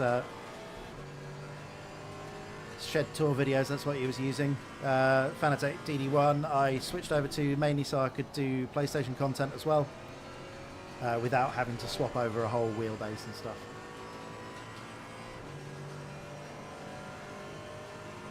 I'd be surprised if it was late as January or February, honestly, for the British GT pack. Let's just get out of Gergo's way. I'm going to keep out of people's way because driving around with 60 kilos of fuel is and chatting to you guys isn't really helpful. You know what? The DD1, exactly the same, pretty much in terms of quality and feel of the force feedback to the OSW.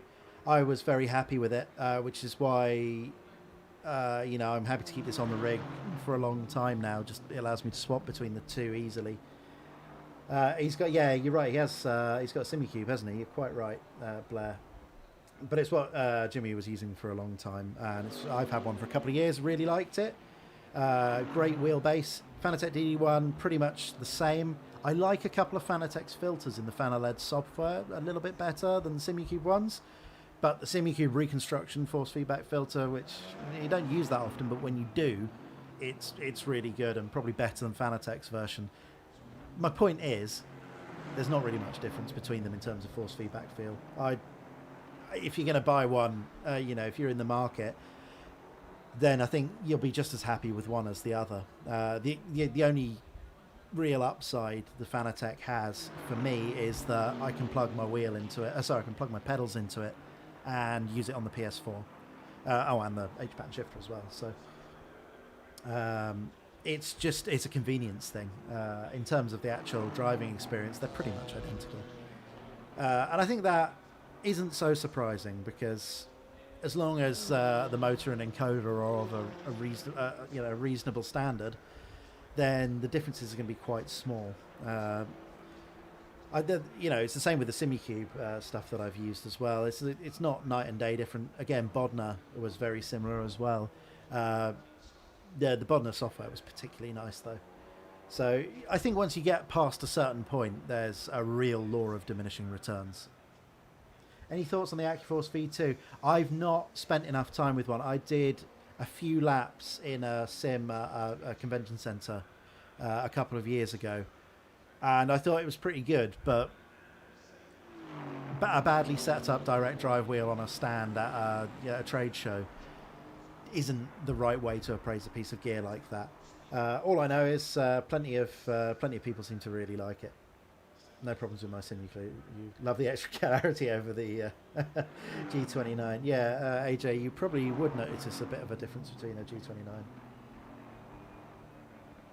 As a deal for the Club Sport V2 base, is it worth upgrading for the CSL Elite for €100 of extra cash? €100 to go for the Club Sport CSL to the Club Sport sounds really good to me. It's not night and day difference between them. I've not used either for enough time to really have a strong opinion, but €100 does sound like a good deal. Force feedback mouse. Yeah. I can't remember who it was on our Discord that suggested that, but it was brilliant.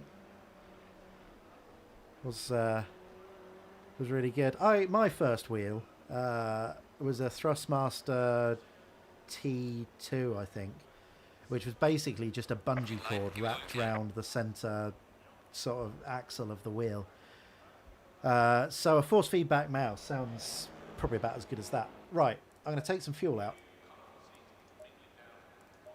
because that was the mistake I made before.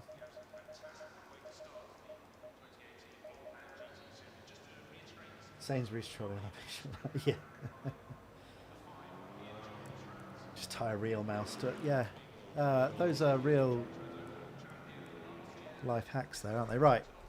Come on. I'm going to show you guys what this actually drives like, and not in boat mode. Low tire pressure. Stay clear of the curbs. So where did I qualify last time? 15th, and got up to 9th in the race. Let's see if we can qualify. I qualified last night here in 8th place, I think, 9th place, but I think a lot of people have been practicing since then.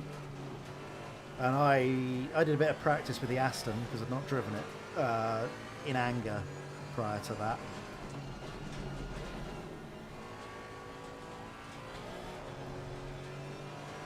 Ooh, cold tyres are slippery. The Aston's power delivery made the cold tyres sort of, I won't say manageable or fun, but the mid-engined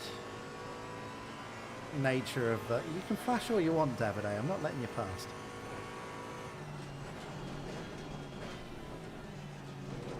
He's monstering the curves with cold tyres. Go on, off you go. Mad Italians. Clear on the left. I've been driven in a real car by him, and that was, I can tell you, a once-in-a-lifetime experience, in the sense that I would never, ever, ever do it again. He's got a Subaru BRZ, which he drives like a... well, I don't know what he drives it like, but it was entertaining. I'll give him that much. How does the Cayman drive compared to the iRacing version? You know what? I'm going to give a really kind of annoying answer. If you've driven equivalent GT3 cars in ACC and iRacing, then the difference between the Cayman is the same as the difference between the GT3 cars. That sounds a bit kind of wishy-washy, but the difference is all in the tyre model, really, I think. You know, iRacing and Kunos have both got, you know, lots of data from the manufacturer. They've both got huge involvement from the manufacturers in it. So in terms of putting all the right numbers in and making the basic physics of it sensible, you'd imagine they'd both get it pretty right. But it's very much the... Yeah, it's down to the differences in the tyre model. I want to be a bit kind to iRacing in the sense that I do think the efforts they're making with the tyre model are helping, but it's not right for me at the moment. You know, let's call it a personal choice thing, and I very much prefer the feeling that you get in some of the other sims. There you go, that was a very diplomatic answer, wasn't it? Slow car ahead. And Davide is just driving across all the bits of grass. Which is pretty much how his real life driving is as well, so don't tell him I said that. What about R32? I really like R32, you know. There's a different vibe to the endurance tyres, which some guys don't like. And in fact, if you listen to some of the real-world endurance races, they're a bit iffy about the amount of slip you can get. But, yeah, the R2 driving experience, particularly when you step away from the endurance cars, is really good. Really enjoy it. Right, this is, I think, my last warm-up lap, then I'm going to have to make a serious attempt at putting in a quali lap. You know, 12th place after that scruffy lap following Davide round isn't too bad, but I can go about 8/10 quicker, maybe a second quicker, I think. So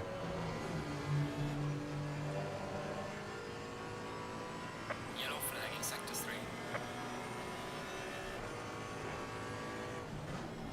right, let's see if we can nail this chicane, and nail is the right word. There you go, that was pretty much perfect. You want to get as much of that left-hand curve as possible. You do that in a GT3 car and you end up signing up for the space program, but there is so much leeway in these GT4s for just abusing the living hell out of the track limits. This Zolder is just so great to drive these cars around. I hate it in the GT3s, but this is...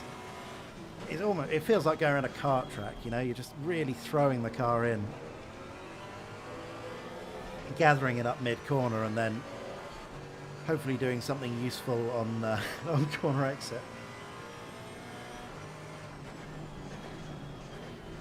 This is a pretty decent lap, actually. Keep calm, putting the power down at the chicane, which is always the tough bit. 37.3, I did a 37.2 last night, so I'm pretty happy with that. There's definitely more time to be had. Track might be a little bit quicker as well. We've got another 10 or 12 drivers on the server, so it might rubber in a little bit more. So I need to be aware of that. Pretty happy with that lap though. See if I can find a bit more time. There are a couple of places like here last lap I felt like I didn't really maximise it. And the Delta suggests that doing it pretty much perfectly in my eyes hasn't made a blind bit of difference. Too much speed into the chicane. Lap very much invalidated. Turn 1's hard at Zolder, turn 2's hard at Zolder. Both of the chicanes are hard at Zolder. There's there's a lot of driving you have to do here. Right, we've got 8 minutes left actually. We've got 2 more laps worth of fuel in the car. I think we've got a nice chance to do a bit more. Yellow flag in sector 3. Where's Jimmer? My comment on force feedback for the GT4 cars, GT3. No embargo. I can talk about whatever I like tonight, with the exception of the price. It's pretty much the only thing that's locked down. So, force feedback feel is... Well, it's the same core force feedback engine, so it's pretty similar. The difference you're getting is these cars are more mechanical. And you can... There's just a bit more dynamic feeling through the wheel, for want of a better word. There's just a bit more movement. It's hard to communicate, especially when I'm going sideways through turn 2. I don't know, these GT4 cars feel like slightly more classic cars. It's got a slight more classic AC feel to it, but with all of the extra suspension feel that you get with ACC. It's not worlds different, you know. The engine is basically the same, so the differences are minor. Yellow flag ahead, be careful.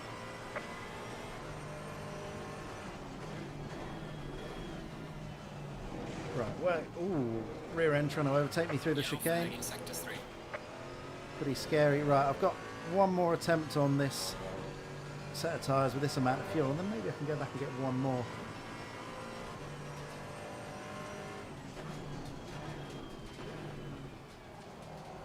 Shall I do a concentration lap and actually try and get a decent lap in?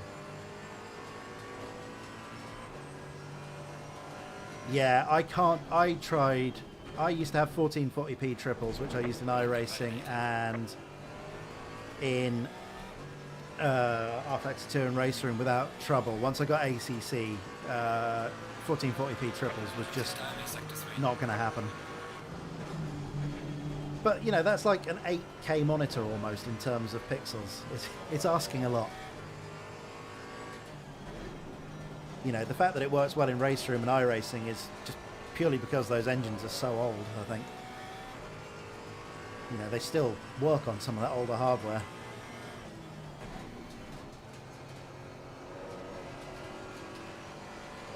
There you go, getting a good lap in here. See what we can do. Right, really got to nail the braking point here. You have to be aggressive with it. If you're too aggressive, you end up with the rear tyres off the floor, which means getting the power down especially difficult. Oh, rear end stepped out, got away with it. It is tricky, this Cayman. It doesn't feel like it a lot of the time, but it bites you. It's got that kind of classic Porsche lift-off oversteer. It's not as bad as a rear-engine one, obviously. I lost so much time in the braking zone. I think I've thrown it away. Disappointed with myself. How different does the aero feel? Yeah, very different. In that there's, I don't know the exact numbers, but these cars have maybe 20 or 30% of the aero of the GT3 cars, so it's a huge, huge difference. Right, I'm going to get this back to the pits and do a quick...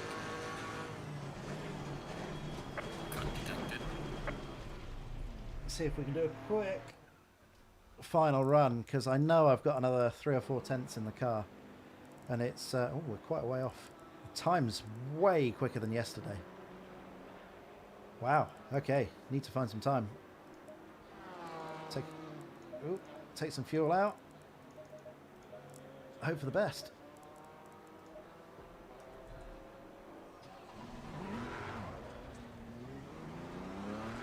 Yeah, the cars thing in ACC is... It's a double-edged sword.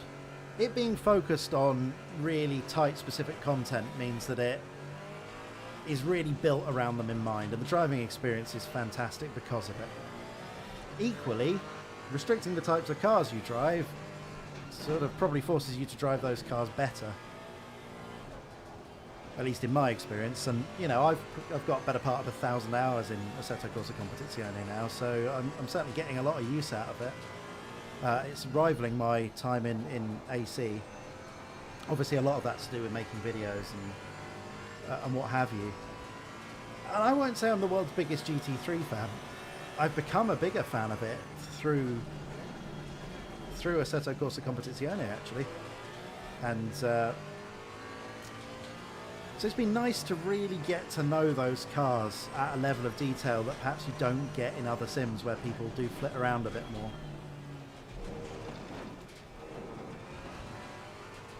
You know, I think the beauty of this sim is that it is so focused, and having more cars and more tracks, you know, just piled on like Assetto Corsa, the original Assetto Corsa, would lose some of what's great about this.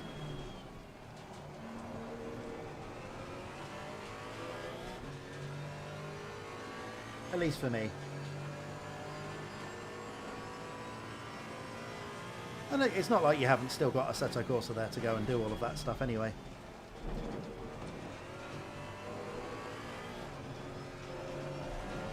Right, got time for 2 laps. I'm down on pressures a little bit, so I don't think this lap is going to be it. So really... Oh yeah, no brakes into turn 1.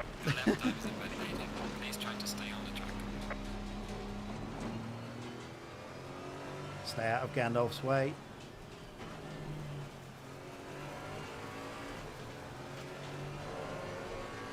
Because he's a fast boy.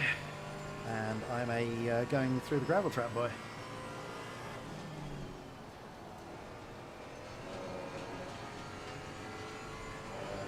Oh, I'm going to start 15th again, aren't I? It's going to be exactly the same.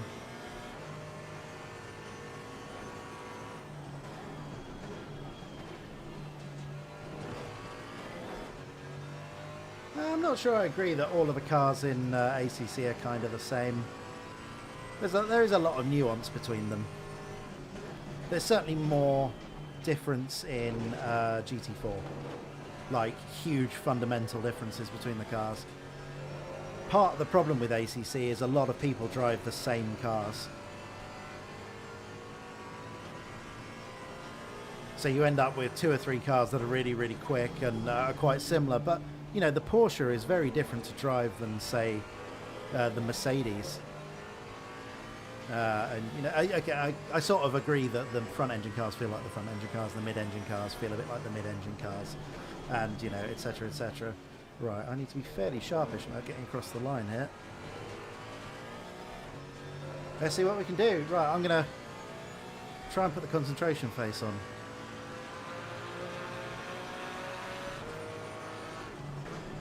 Yellow flag, be careful there. Great, turn 1.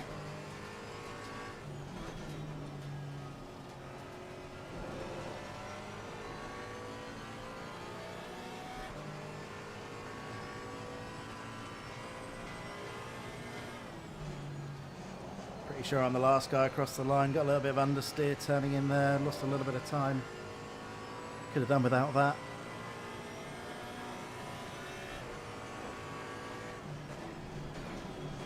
No use trying to be a hero through the chicane. It's just so much easier to lose time than it is to gain there. Yeah, tyres are just not right in the window. It really does need to be the 3rd lap. Let's try and gain a little bit through. We're just trying too hard now. Let's get out of this guy's way, who is almost certainly on a better lap than me. Valiant effort, but after I'd understeered through turn 3, there wasn't a lot I could do. Yeah, 2 GT3s will feel more the same than a Porsche 935 and a Lotus Exos. Yeah, it's relative, isn't it? And that's the deal. You know, you either want to drive GT cars a lot, in which case, you know, Assetto Corsa Competizione is probably great for you. And if you don't want to drive GT cars a lot, then it's probably pretty flawed, conceptually. Could you show us the Audi? Yeah, very briefly. Who is... Gandalf is in the pits. Oh, session's ended now. Yeah, in which case, video tomorrow. I particularly like the piece I filmed on the Audi because I did it at Mount Panorama in the sunset and stuff, and it looks beautiful. So tomorrow, when the embargo drops, I'm not sure I'm allowed to mention the embargo time. I haven't checked, so I'm just going to avoid doing that. I will, of course, let you... Wow! No time, no time. 37's fine. Wow. I wasn't expecting the session to start in 10 seconds. That was crazy. Yeah, ACC's definitely helped me appreciate. Oh shit, I'm on used tyres as well. You're quite right. Stay Never in mind. single file. Didn't have time to. Oh, I've got Jimmer next to me. Here we go again. I'm going in the Bazzers. Yeah, I imagine so. Jimmy's not going to be able to drive that thing straight after 2 laps. Come on, car. Find a gear. No tire pressure. Stay clear of the curbs.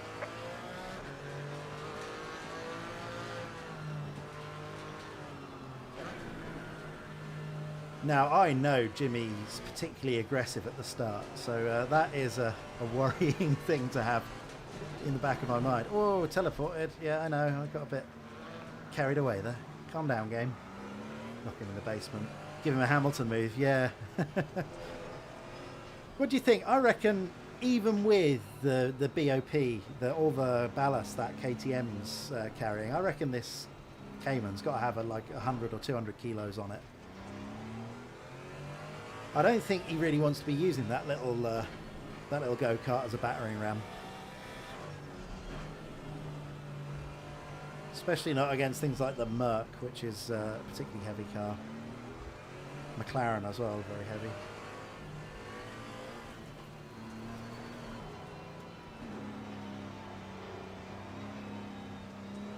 He's going to send it lap 1 into the chicane. I can feel it. How terrible is the Camaro? It's probably not a car that's going to win too many races on tracks like this. It's fast. It's understeery because that big heavy engine out front.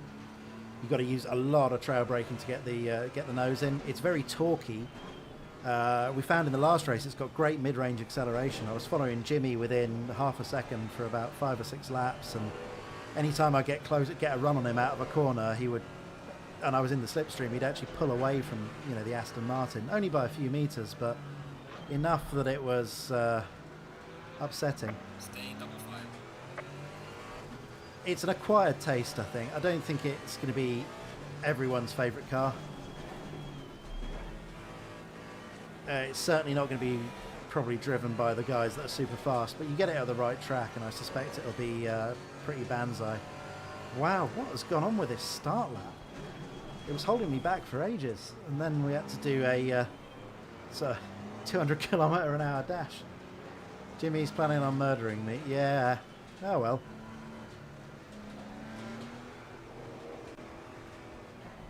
He's got experience in that sort of thing, so if it's going to happen, it's going to happen. Come on, guys. We've got 70 km/h speed limit. Green light. Go, go, go. Right, let's go for it. Car on the left. Clear on the left. Oh, it's busy here. It is busy here. Clear on the left. Car on the right. Should we try and go around the outside of this Porsche? Clear on the Sounds right. like an awful idea. Car on the right. Got away with it. Clear on the right. Can you shut that door before it becomes a problem?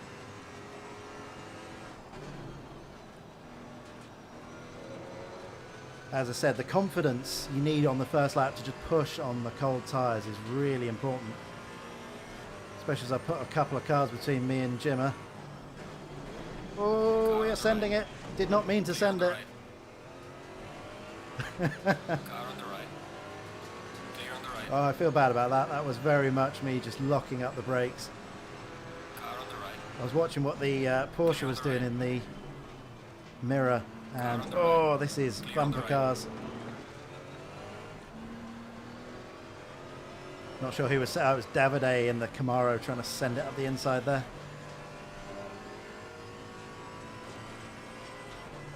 Have we got a car between me and Jimmy now? Is that what's happened there?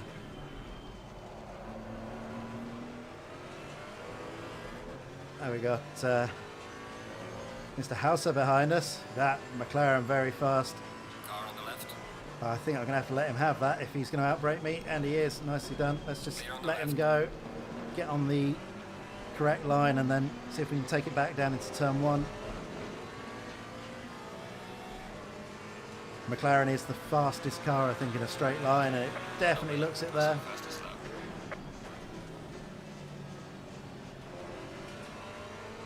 It's listing us as 20th, so did I lose some places in that lap? I felt like I made up a couple actually, but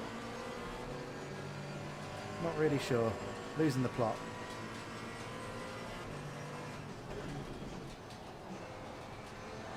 See, lots of these guys taking a lot of speed into that corner, but not really...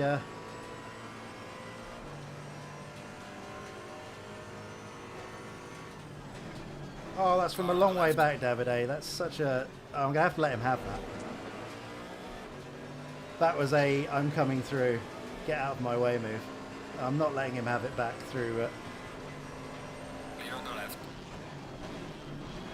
Oh, you can't just turn in like... Clear on the left. That's some very aggressive driving from someone that is the marketing manager for this game. Why did I run over Jimmy Broadbent? Oh, did I? I missed that. I thought I tapped the other car. Oh, Davide's just... On the left. Clear on the left. That's some interesting driving, as I said, for the marketing manager. Now I've got Paul Jeffrey trying to out touring car me. Clear on the right. Right, I've got to focus on going forward. It's just been totally mad first couple of laps. It was like this yesterday when we did the test race, but I managed to get up into the top 5 and keep out of the mess. That plan has not carried across 24 hours later. Right, let's get away from Paul, because he's a racy fellow and he's in a BMW, so I imagine he probably feels pretty invincible.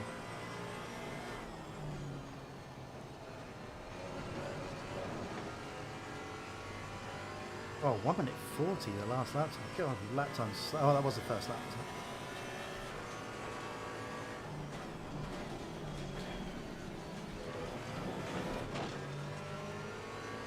I'm going to have words with Davide. He sent it on me from miles back, and then he sent it on Dookie in front of us. Oh! Car on the right. Clear on the right. Wow. Struggle to avoid Check limits. that.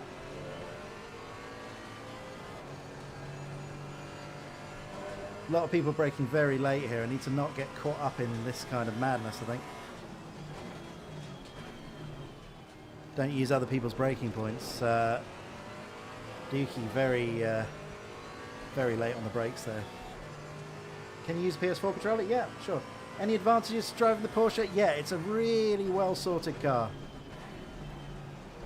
It is really stable. It goes through the mid and high speed corners like a gem. Arguably, there are quicker cars that's older. It's I was able to set quicker lap times in some of the smaller, lighter, pointy car. He sent it. We'll have to let him have that. Maybe not.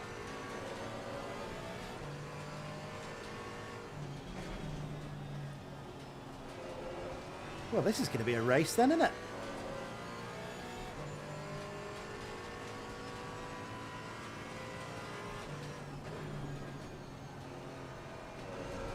Yeah, there's a lot of the... you get into these races through hard work, being a developer or media personality. Yeah, that's... yeah, you can think again on that one, Paul.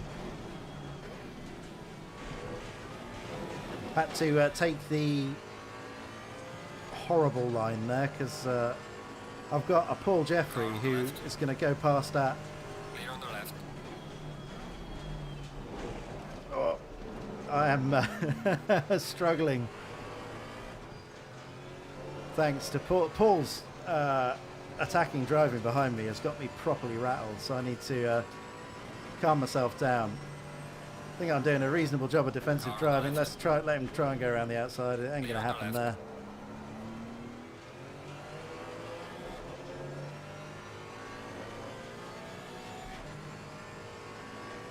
Car on the left. I think this is a bit of a foregone conclusion. I don't want to lose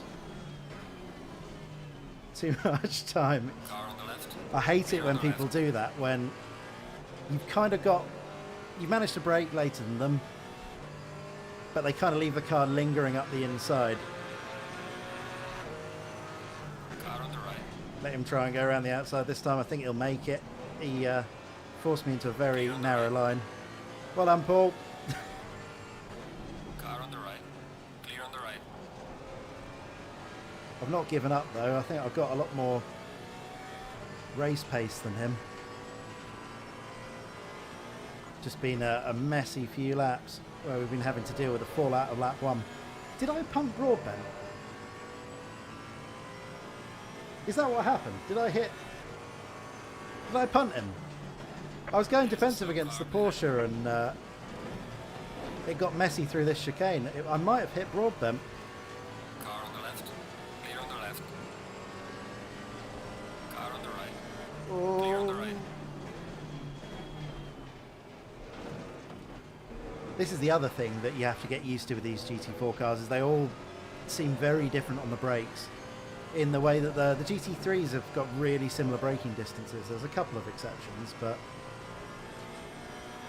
maybe it's just because people aren't familiar with the cars that they're all braking at different points. But I certainly felt that, like, the Audi in particular was a bit not great on the brakes.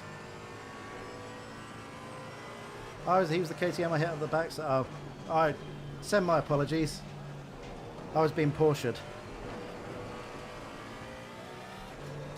Oh well, that's what you get if you threaten people, isn't it? It's karma. It's not. It's not. It was me driving badly. 100% responsibility for that one.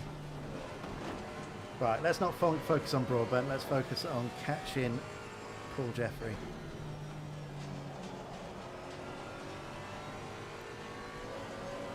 My front tyre pressures are way off. I wonder why that is. I think maybe the temperature's dropped. All I know is it is proving a bit understeery actually.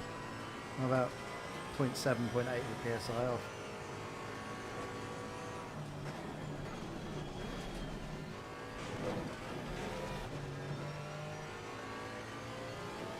Ah, yeah, the guy behind us, Darren.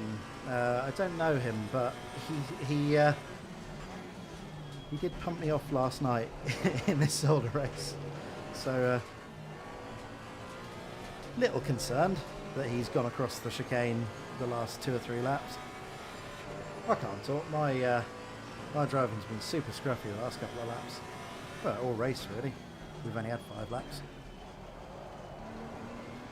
And that's the thing. If you can get into a rhythm in this Porsche and drive calmly, it's quick.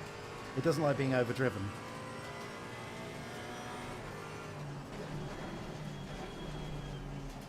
So yeah, I'm just not. I'm really struggling on the brakes at the moment. You're halfway through. Keep pushing. Those front tyre pressures are down and the braking distances are just off because of it.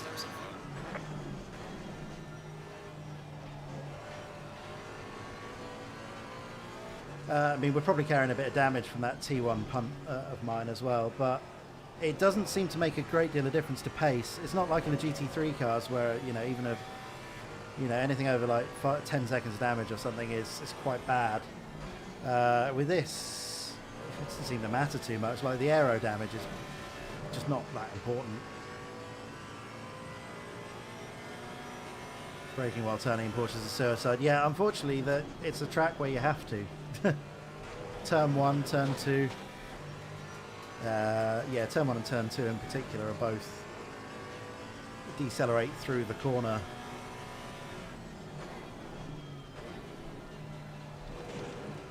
Right, well, we've got a bit of a train of cars that we out-qualified and unfortunately ended up behind.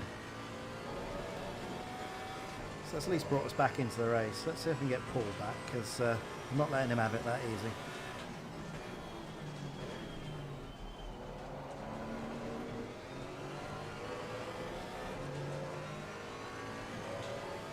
How come there isn't a Mustang GT4? There wasn't a Mustang GT4 in the 2019 GT4 European Series, that's why. There was one in 2018, I think. There may well be one this year.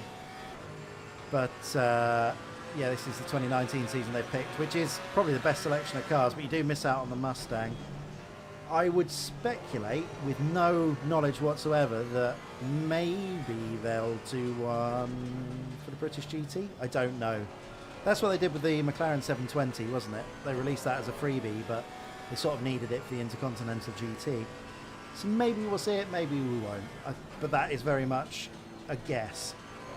I haven't spoken to the devs about it. If I had, they wouldn't have told me, and if they had told me, I wouldn't be able to tell you anyway. Toyota Supra wasn't there in 2019 either. Like, all of the cars in this are the cars that were in the 2019 GT4 European Series. I know it's a really boring, repetitive answer, but it's, you know, it's the answer. Shall we send it?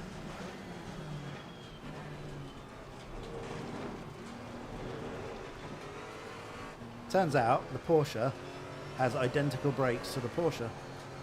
So trying to outbrake him there was a challenge.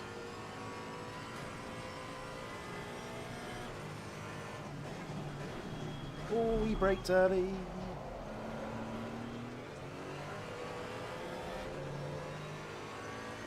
That is the thing that's catching me out most in this race in particular, is just how the braking points are changing, which is making it very challenging to stay close to cars in front. I don't think the Porsche's as good over the curbs as some of the cars. Like the BMW just eats them, it absorbs them. It's a bit bouncy, I think, particularly when you land, but of all the cars, I'm not sure the Porsche's the best over the curbs.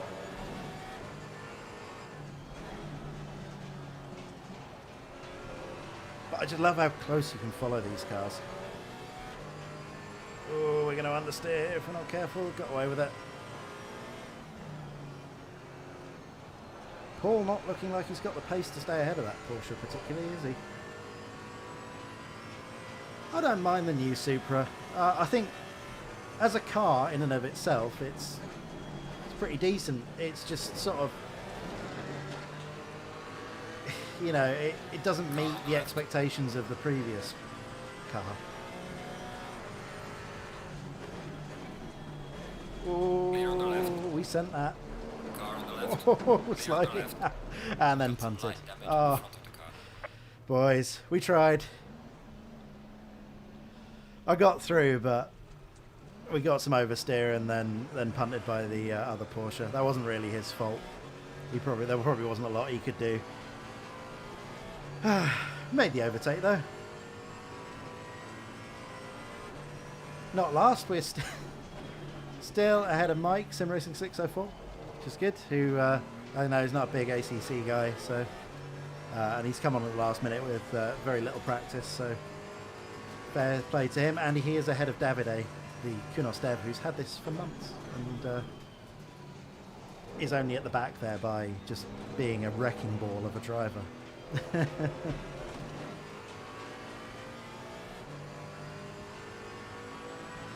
So we got a couple of laps left here. If you guys want to get your questions in, I'm pretty much going to just drive this home now rather than concentrate on pace. 2JZ in an MX-5. Yeah, why not? Sounds like a recipe for disaster, especially in my MX-5. Like, it's not particularly rusty in the scheme of things as far as MX-5s go. Like, the critical bits are really good, like the engine rails on the Mark IIs are particularly bad. The chassis rails, sorry.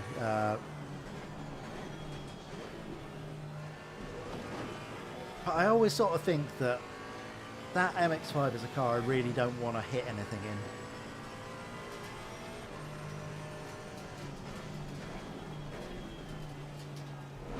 I'm not sure. It's interesting. Like, there's just a general, you know, what you're saying, Chris, about the Toyota doing a better job is definitely a consensus amongst car people. You know, it's not an unpopular opinion at all. But I don't know what a good modern Supra would actually look like. And I don't mean specifically, like, aesthetically. I mean, you know, what it would actually be. You know, the previous one was a product of its time. Well, as all cars are. I mean, that's kind of a stupid thing to say, really. All cars are a product of their time, but You know, it's sort of like being upset by, you know, the Ferrari 458 not being, you know, the Testarossa or something. It's like, it's just very different. I think they could have done something that would have kept Supra fans happy. That's for sure.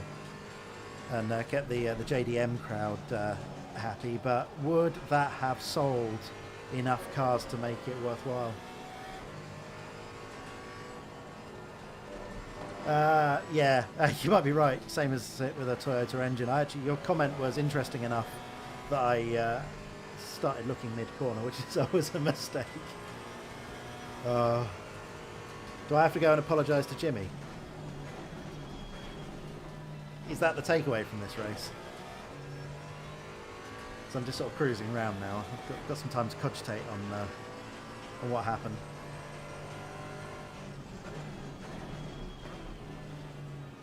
Haven't they just done a new hot Supra? I haven't really looked into it. Or is that not debuted yet?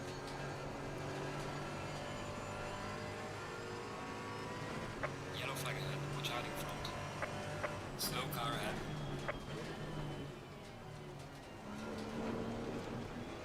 Oh, what have we got here? We have a Wolverine and Mozart.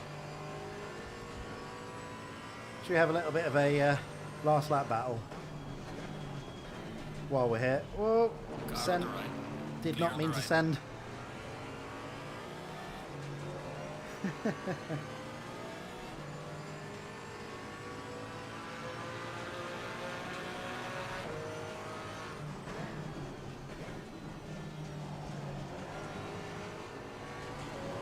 God, I want to get this AMG.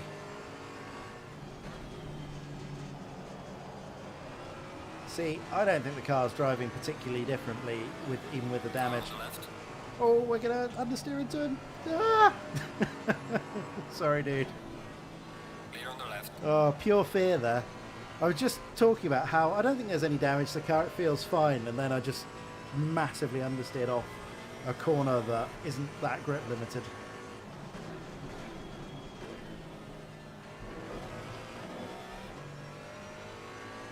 Well, I've made an enemy of Mozart tonight. That's for sure. And Jimmer.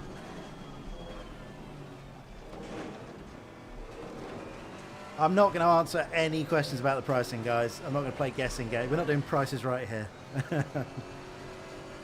It's not fair on the guys at Kunos. It's not fair on the people that the embargo's meant to actually give protection to either. And you're going to find out in like 36 hours or something, or probably less anyway. So let's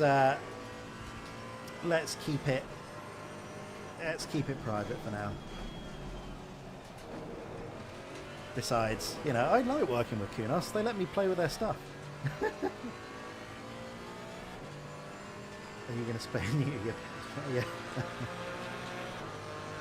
I'm not paying any attention to driving, and I really should, because I'm around other drivers, and I'm being kind of that arsehole streamer now, aren't I? That's just sort of chatting with chat, not paying attention to what's going on around him, and like potentially ruining someone else's day. So you know what? Let's stay in front of Mozart. Let's complete the lap. God, this is understeery. Okay, yeah, I've had one too many punts, I think. Car on the right. Mozart does deserve some sympathy. Okay, he's going. on the Let's right. let him have it. AMG's pretty handy in a straight line too. There's Looks slow like he's car had a bit of ahead. a hit in the rear as well.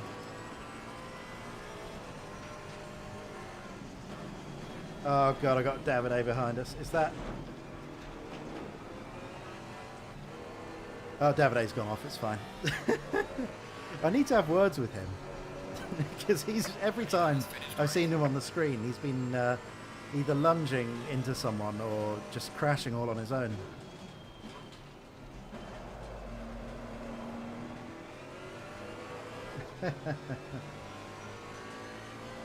So guys, I will stick about for like 5 or 10 minutes and answer any more questions you've got, just since it's like the only opportunity to ask stuff about the GT4s. then I'm going to go to bed because I've been up since 4 a.m. today, and it's not 4 a.m. anymore. So Bring it back to the bits. oh, I've been David-A'd.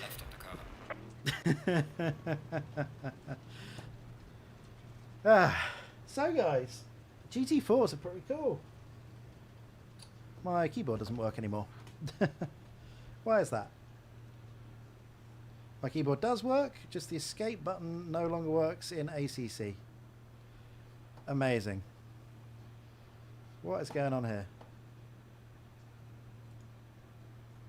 Oh, there we go. I was going to return to the garage. People on Jimmy's stream are guessing about 15 quid. Yeah, it's a guess though. I'm not saying if it's right or wrong. You'll find out in 36 hours. Like, I'm surprised, genuinely surprised how excited people are about trying to guess the price for this. Anyway, guys, yeah, if you've got any questions, opinion, best in the corners, best on the straight, best balance. Best balance cars, probably the Aston Martin, the Porsche, the AMG. They're going to go quick everywhere, so is probably the Audi.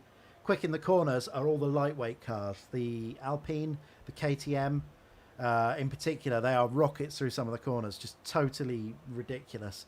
But they do lose out on the straights. It is weird to keep it a secret, but I think they're keeping the price as a piece of information that the trade press can give out.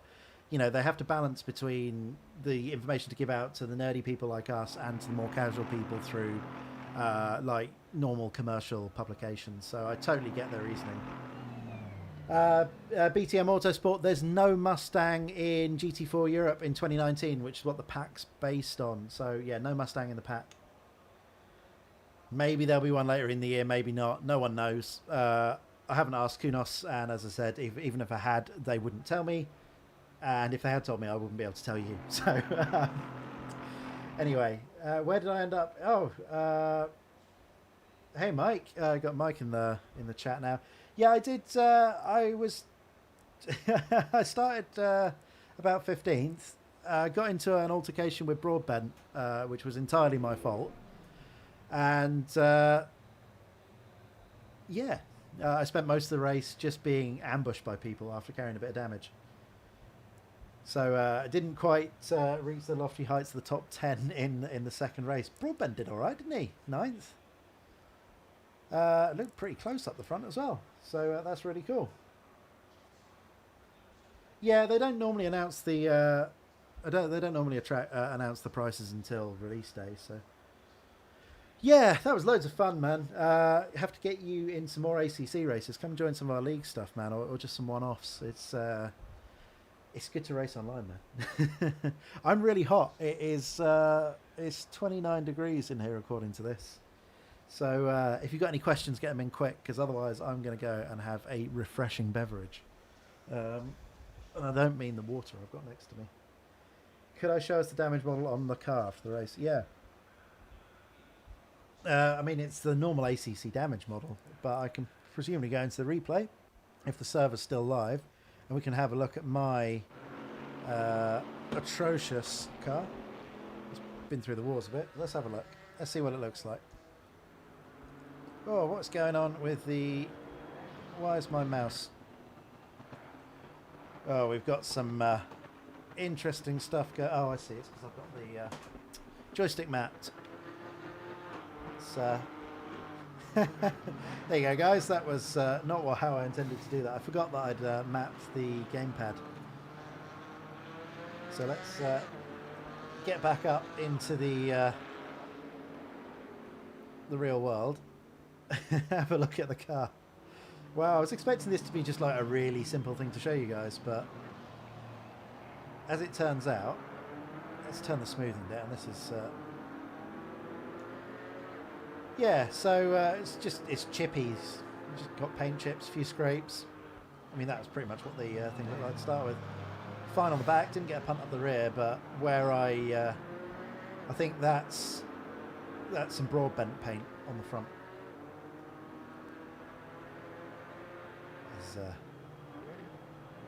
Yeah, the colour scheme on that, the floor isn't very detailed. Oh yeah, yeah, you're right. What a waste of time. Not worth the money. They haven't done the underside of the car. Good looking cars. You'll see all the normal glorious slow-mo cinematic ridiculousness tomorrow in the video, so you know, have a look at that. But yeah, damage model is limited to what like the majority of manufacturers will accept. They've been pretty constant about that. I don't know how iRacing yeah, camber, it's crazy. Looking through the different cars, the camber's really visible. They've changed, I think, the way it's modelled as well. The custom paint is pretty much the same. I've only skinned a couple of cars in it so far, but they had a decent, healthy number of the templates. And of course, you can still go in and do it the unofficial way. Did Kunos re-entering the steering effect in this update? If you mean the camber stuff, where the tire, the way the tire moves when steering, then yes, they did, young daddy. No cinematics to give us the chance to rest the views, please. I've already made the video, Mike. I can't go back and delete the cinema stuff. I'll let you actually be informative in the video. I've just speared towards just mindless self-indulgence with the cinematics now. I don't even bother talking anymore. Anyway, guys, I'm going to go and have a sleep and a refreshing beverage. It has been a real pleasure. Thanks to Kunos, obviously, for letting me take part in this, but thanks for hanging out and talking about GT4 cast night. It's been tremendous fun. Do watch the videos tomorrow. I'm really, really proud of the work I've done on the main release video. There's some bonus content that's going up on the second channel as well. I think you guys will be pretty happy with what's going to be available. So, yeah, see you guys tomorrow at some point. I can't say when it is, I don't think. I'll check. Oh, I've got to turn off the stream. I'm so bad. I'm so long since I've streamed that I've forgotten how to do all of this stuff. So, there we go.